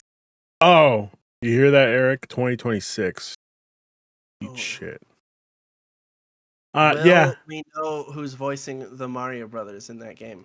No, there's no way that they're. Oh, no, they will speak. That will be the core part of the trailer. Everybody else will speak except for Mario and Luigi. Here's my prediction. Well, except for Mario. Not a serious. What if they don't announce their voices, but everyone's like, it's Jack Black and Charlie Chris Day, Pratt. and then the game Chris comes Pratt's out, not coming in this, and it's sound-alikes for Chris Pratt and Charlie Day. Like they don't even get them in the game; they just underpay voice actors. No, that is the best option. That's funny. That is the most Nintendo move. Get the voice actor that already voiced Mario and Luigi, sounding Mario and Luigi like in Wonder, that the new guy they cast, and just be like, yeah, can you pretend to be Jack Black and Charlie Day now for this one? Yeah, I'm gonna need you to do this. Or Chris Pratt. Yeah. No, it's funnier. It's Jack Black. Mario. Jack Black as Chris Pratt as Mario. He might have an Italian accent this time. Who knows? We're not sure. I completely agree. I think that they will be doing a 3D platformer Mario based off the movie. It just makes the most sense, especially seeing the trailer for the Switch 2 reveal. Donkey Kong looks like he did in the movie, so He looks like Donkey Kong in the arcade art of the. But also he does. He looks like old arcade. No, movie Donkey Kong did not have a soulless glaze to him. Yeah. And his head wasn't this wide. That's the thing I dislike. I'm also very upset about the way they made Donkey Kong look. I'm a Donkey Kong guy in Mario Kart. What the hell are you guys talking about? So wide. He looks exactly like this in the Seth trailer. Rogen more Donkey Kong does not look like that. Yes. Also, we're gonna have Seth Rogen just laughing as Donkey Kong. If only. It would be a Seth Rogen sound-alike. No. Seth Rogen would do it for free. Seth Rogen would do it for free. Seth Rogen would be like, yeah, sure, I guess. I don't think you guys have seen the movie in a while because I'm looking at this asshole and He looks exactly alike. I'm with you. he doesn't have a smirk. John. He have a doesn't smirk. look like that. He doesn't No, look like I'm what? just saying it's a bad design for Donkey Kong in the new Mario Kart. I'm Okay. also gonna say that it kind of does look placeholder-y. It doesn't feel as animated as some of the other characters in the game. This is a game that isn't out yet.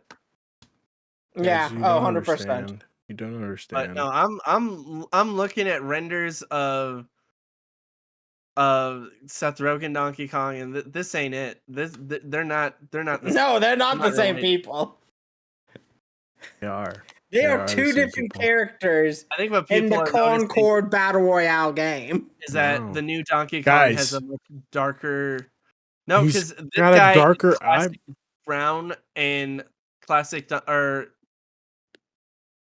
Mario Kart Donkey Kong Switch 2 Donkey Kong is just a darker brown. I'm Like, I telling didn't you. think we'd spend this much time with the Kongs. Listen. I've been really annoyed because I've been staring at these images since that Switch 2 trailer came out. Okay, And I don't okay. know what people are talking about. So These hear do me. not look like the same Kong. Take a look. Hold on. I got the let me picture. pull up. I got the picture right here. I'm swapping the stream All right. for you to see exactly what it looks like.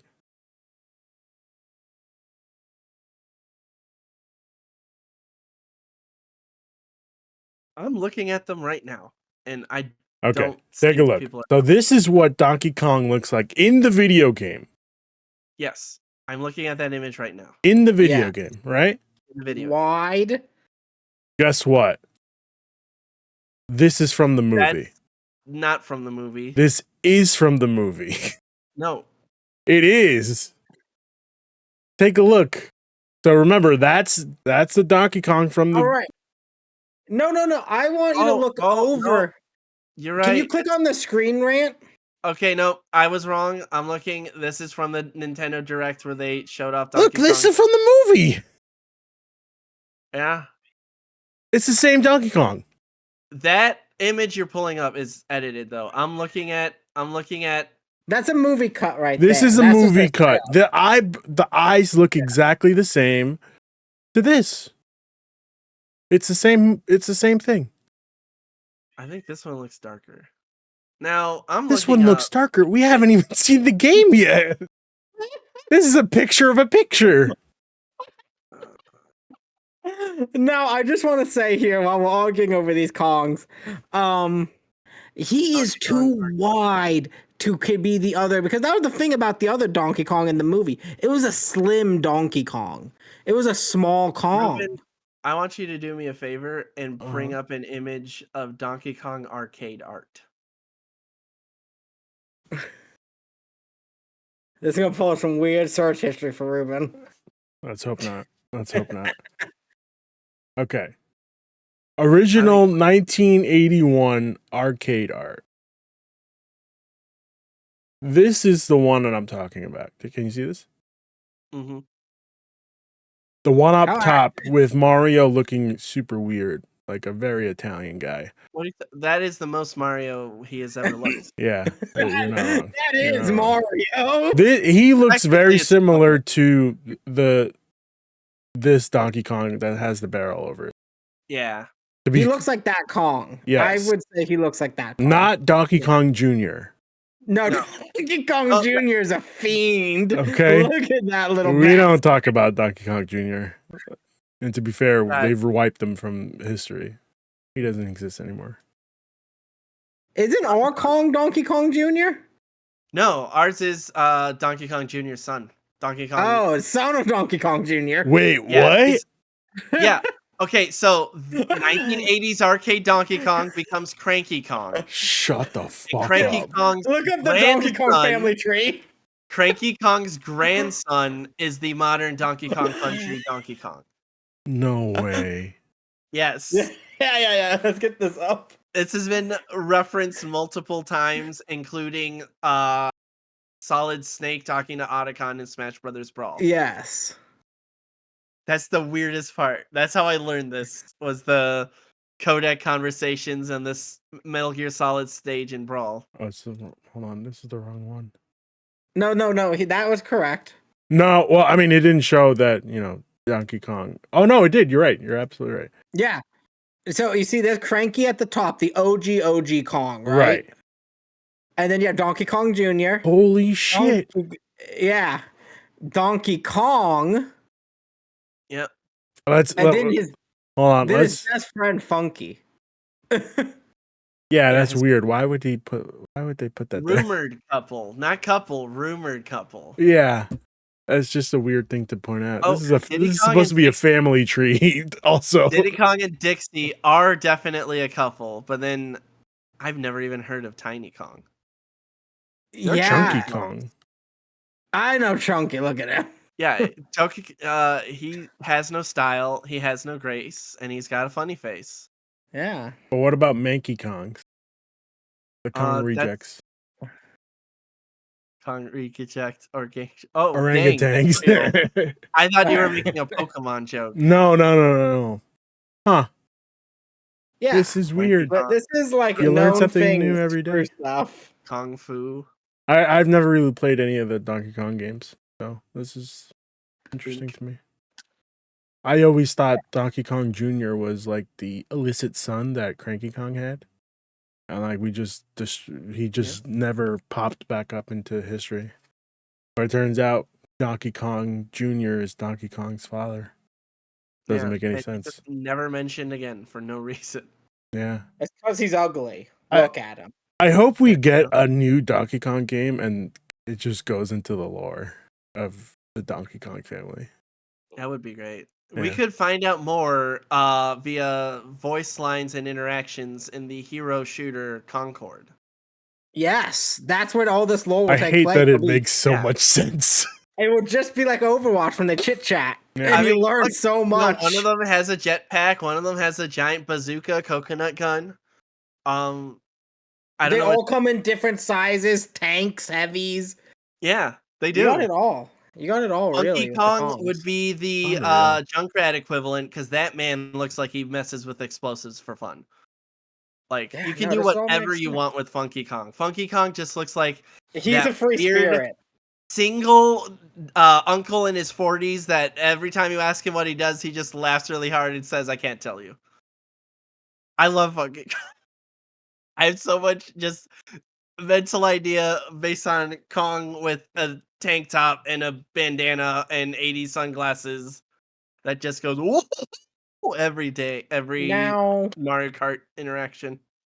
Do we see the Kongs at all during the Switch 2 event? Yes, absolutely.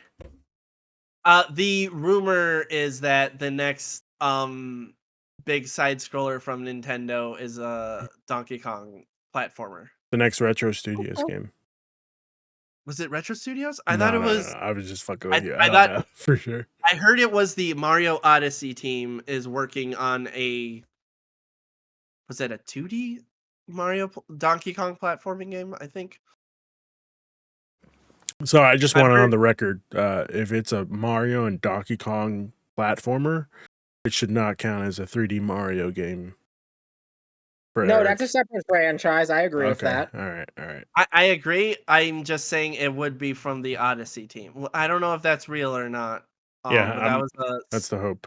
Rumor that was going along for a while. This mysterious C button. What do we think it is?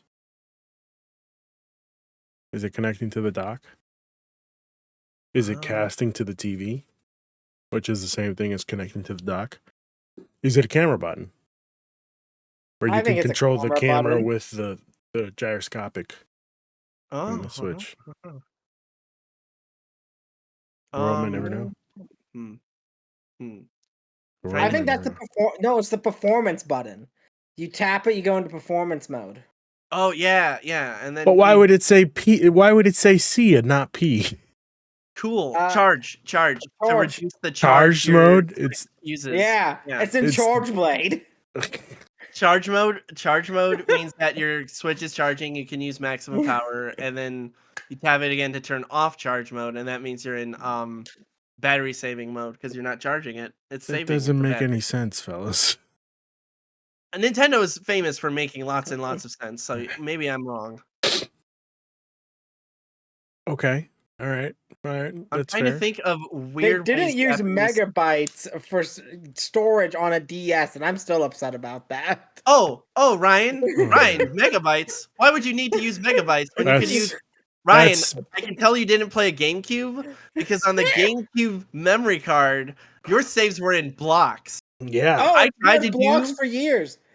It makes yeah, sense then. and they You use had a blocks on the No, proprietary. 3DS, and blocks on the no. Wii, and blocks on the Wii U. And Oh blocks no, on the Wii fucking U. 3DS. Wii U was when they discovered megabytes. Wii U was when Yeah, they discovered that's megabytes. why it's so shocking to me that it took them that long when everyone else switched over right away after the PS era. You want to know After why? that era of bullshit. You want to know why? Because the games were so small that they didn't even use megabytes. They use kilobytes still. I mean, actually, yeah, but that's still not kilobytes is still easier to understand. Yeah, than but they blocks. didn't want people knowing like how much a Yeah, they block didn't was want me to worth. know that. I'm like, okay, it's If they 16 didn't, blocks. why did they advertise their save save data as 64 versus 32 megabytes? They had those on the box. They- Yeah, was but the it converted to blocks. Yeah. Except they didn't even have a proper ratio. I once tried to figure out how many blocks per megabyte that was, and it made no sense. So my other big call, they're going back to blocks. This is gonna be a No. block economy. No. What do we think about the price? Too much, Oh, but not enough to make you not want it. Okay, this is a two-parter question. One, do we think it's going to be the first thing that we see? Well, let me rephrase. Release date, it will just be the Switch 2 and no Switch 2 OLED. it will be an OLED. There will be an OLED. It won't be an OLED. No. Nintendo- I understand what you're saying, John. I just want to make Oh. sure that we're all clear. There's going to be two versions of this Switch. Yes. The OLED version and the LCD version. Yeah. That's The my OLED prediction. version we'll find out a year or two from today. Oh For- no, for- I Yeah. think this is going to be on release day. Oh no. Nintendo is trying to make this thing as cheap as possible for parents to buy for their kids. Yeah, but like, Or one for each parent and maybe one for the kid they love the most. okay, fair enough. That's a good system. I like that. I think the OLEDs are for crazy people to go, I already have a Switch, but I want that OLED version. And then they buy the Hey. OLED version, they put the Look non-OLED at this version into the kickstand, though. A secondary. pretty This metal superior kickstand, kickstand. That's a superior It's so kickstand. good. I Nothing am still flimsy. rocking a year one Switch. That's I didn't insanity. even battery upgrade. That's I just- insanity. Yeah, well, I got the Once I got a 3DS on lock. Jokes Hey, on you. that's I'm the still rocking that. Hold on, you can't see it. I'm still rocking that teal green Game Boy Game Boy. color. Nice. When was the last time that saw action, Ruben? When was the last time you played a game on that? Before I got the analog pocket. Okay, that's fair. I'll Yeah. accept because you're on the analog. Mm-hmm. Pricing. Pricing. I say $400. $450. What is the Switch OLED currently at now? $400, isn't it? I think it's $350. I think it's $350. $349.99. Yeah, $400. And I was scammed. Well, they added more metal to reinforce that stand for you. I think some of the bundles are more expensive. Also, this was price dropped most likely.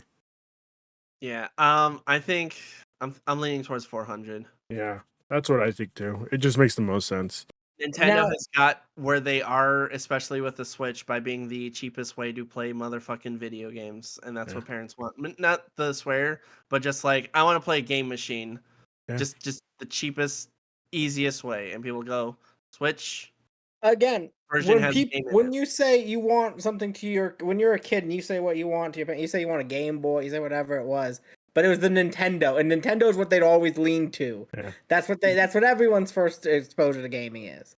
There's a reason for that, and John is exactly on the ball for that. They've always tried to keep that price point. So Now, I do want to say here, I think there is we're really at a fork in the road for Nintendo. Mm-hmm. Where they either make this thing cheap and it's a shit console in the sense of a spec system in accordance to like where we're at with a Steam Deck. Because Right. that's the real problem for them right now is companies have figured out how to put a microcomputer into a Switch Mm-hmm. that is about the same size, about the same. Yes, it's a bit bigger, but still same concept. And it can run games that a Switch would die trying to run. Yeah. Mhm. And what is the base price of a Steam Deck at the moment? Is it about $550 still? For like the nice one, and like $350, $400 for the like beginning one, I'll tell and you then right there's like now. 4 in there. I'll tell you right now. Steam Deck base model LCD 256 gigs is $399. God, love that. OLED is with 5. 512 gigs is $549. Then there's a chance this thing may not be that powerful or run games all that well, but Well, has a lot of neat features to it, like the Switch did with the being able to get up and go, how many people you can connect to it, the way the Joy-Cons will probably have some neat stuff built in. They may even slip this thing in at $350. no, there's no But it would way. not. I It was depends on the screen for me. The screens is what's going to give him the money.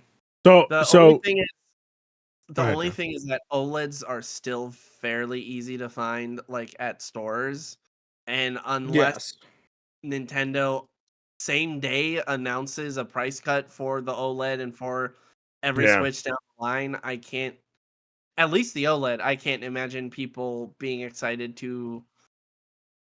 I think they keep the OLED at 350. Oh, yeah. They Sorry, I was thinking about it weird, but like, yeah.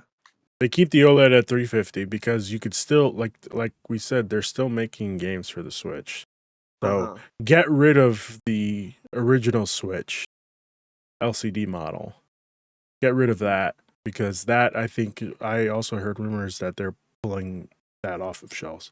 Come in with Switch 2 LCD model at $400. Because remember, we also have to figure in like you also don't get SD card for this. You have to buy your own SD card. So well, there's another question. How many gigs is in this fucker? 64. 64? 64. 64. Well, how many were in the Switch? Oh, I think about 64. I think they did 2 models, Ryan, 32 and 64. Ryan, it is 2025. You're getting 512 gigabytes. I 100% agree. You are going to get it. Enough. I think that is It the should amount be you a can get away tera, with and be. but it's what you can get away with. Yeah, I 100% In the agree. Switch 2? On the Switch too, yeah. No. 500 base. Maybe 256, I think would be the funnier meme. No. But you aren't crazy. getting more than 500 gigabytes on the Switch. Guys. It's Nintendo. The Switch 264 would be hilarious. The Switch storage had a total of internal storage 32 gigabytes, which you could expand. It was an iPod. Yeah, which you could expand to up to 2 terabytes with an SD card. There's no fucking way. An iPod Touch. That's hilarious. You're not fucking getting. I think You're getting 128 gigabytes on Switch. So yeah, I was right. The OLED had 64 gigs, which could be expanded up to 2 terabytes. Yeah, I'm now that you get me those ridiculous numbers, you are 100%. You just said 512. Are you insane? That's insanity. Yep. I think 128 is the most you can get. No, you're not even getting that. It's ridiculous. Well, I'm just doing mathematics, and I think the only step up from 64 is 128. No, I think you're staying at 64. The OLED will go up to 128 for the Switch 2. I mean, but we're not getting the OLED for like a year and a half. Exactly, because they still need to figure out how to do it. How No, do I we? think How do we do? How do What we do we get it up to that No, I high? Nintendo doesn't want people saying doesn't want anyone typing into Google which Switch 2 should I get. They want people saying, do I get Switch 2 or Switch? They don't want people thinking about how many Switch 2s there are until like the basic people have already bought into it. Now, is it confirmed? Do we know it is confirmed as Switch 2? Yes. The title? Okay, yeah. Is it locked in as that? Well, am I the only one here that watched the Nintendo No. Yes, Switch? I I watched did. the Nintendo thing, but I didn't know if that was. Didn't they Giant press title reveal, conference? the giant logo reveal that said Switch 2. It's a It was logo. an announcement for an announcement, so I took it as, It's what are we the announcing? controller, and it's on the The controller front that of holds the controller, right? Like it's the on the holder? dock. It's on Yeah. the dock that you also didn't think existed. No, I knew the dock didn't exist. No, but the dock does exist. No, I know the dock exists now. But I did know it was on a logo was on the middle of the thing. That was Switch 2. Yes. Yes. So we're just going into it with Switch 2. Correct. It is Switch 2. They've also referred to it since the reveal. Yeah, they've always been calling it that. Switch 2. They didn't give it a project name. I like when we get a project name just given in the open. Yeah, yeah. It's always been referred to as a Switch successor, and then now that they announced the Switch 2, it's always been called by official channels as a Switch Yeah, 2. I guess that's the thing. I was looking forward to my project name for it that we get for like 6 months. Yeah.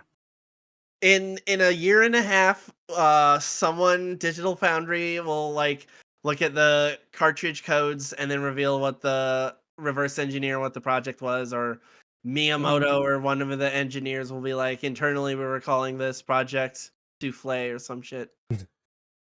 Project Miyamoto. That's what they were calling it. All right. Any last final predictions before we have? We're at 2 hours and 15 minutes right now.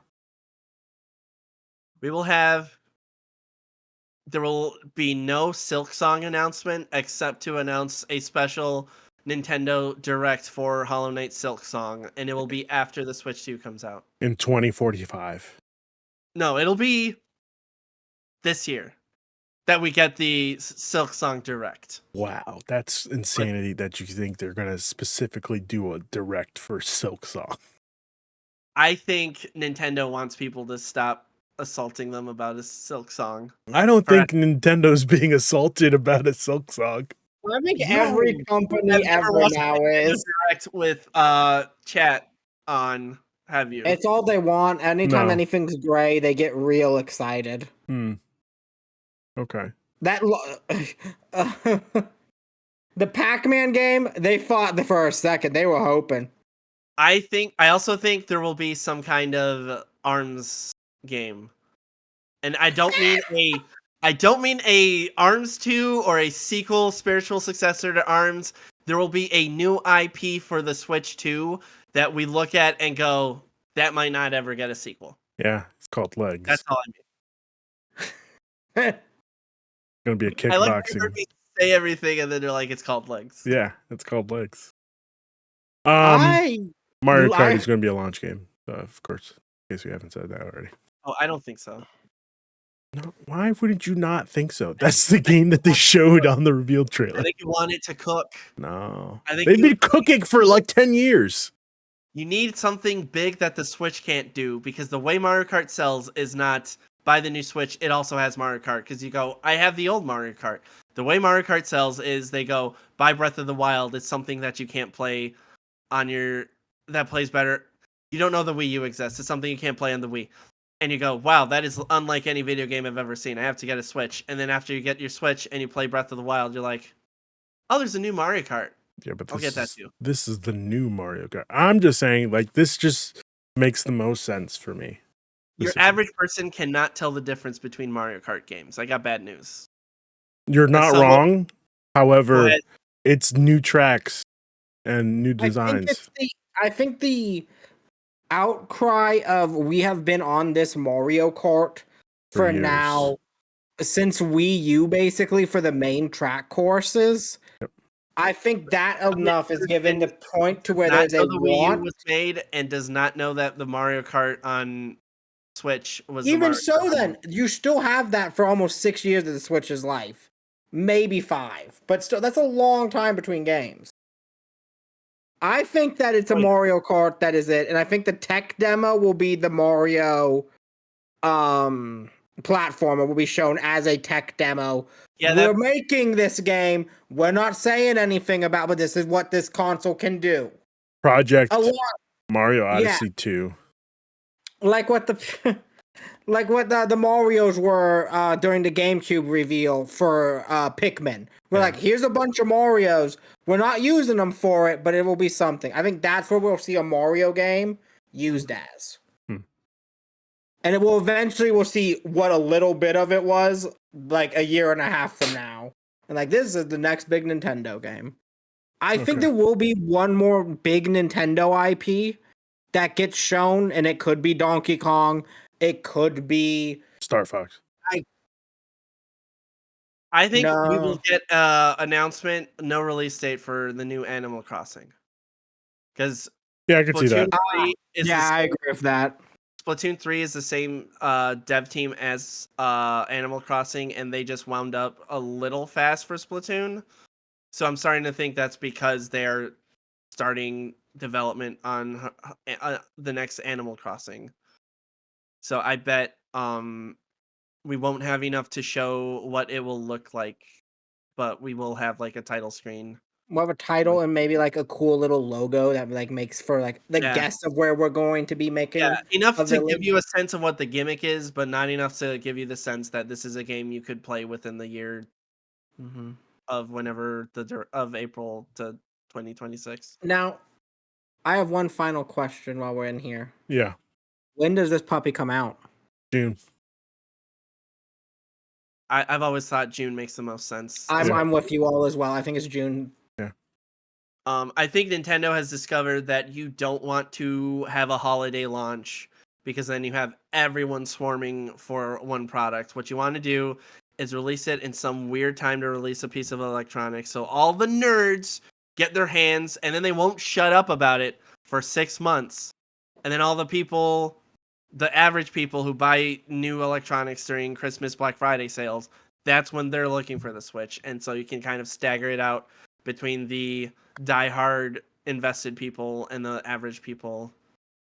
Will I have to run to my GameStop to be able to pre-order one? Yes. Find out next. Yeah. Yeah. All right. Let's wrap it up here. John, where can people find you? I'm on Blue Sky. How does Blue Sky work? Noisy Shark at bluesky.app. I think that's how it works. Yeah. Blue Sky Yeah. Social, whatever. and Noisy. Ryan, where can people find you? People can find me pretty much anywhere on the internet. Ryan the Lion 3055 for whatever I'm doing on this wild world of the internet. All right. You can find me here next Saturday doing my full list of the Infinity Saga, ranking the Infinity Saga from 1 to dead last. What will be number 1? It'll surprise you. I guarantee it. Guardians I can't wait for this. Volume 3. That's my. I can't wait to see this list. Volume 3 wasn't on. Was Volume 3 part of the Infinity Saga? Oh, you're right. You're right. I forgot that weird division. I just think of Infinity Saga as everything before. King. I don't know. Start talking about Doctor Doom. Okay. Fair enough. Dr. Fair Doom, enough. the Chronic. No, that's me not realizing how sagas work. Okay. That's fair. Me. That's fair. That's fair. All right. With that being said, thank you for joining us. Thank you, fellas. I really appreciate us talking this long. Jesus Christ. Switch. I guess I'll put at the end of this, I'll just put In the Arms of the Angel for the Switch and do a little Switch montage. Yeah. Sounds good. All right. Yeah, I like that. Okay. Some wings and the rip in the clouds. Yeah. Real beautiful. I guess, I'm not that talented, so I'll see what I can do. Oh, no, you want it to look bad. You want it to look like you bought it on a t-shirt at a boardwalk. Okay, cool. All right. All right. Take it easy, everyone.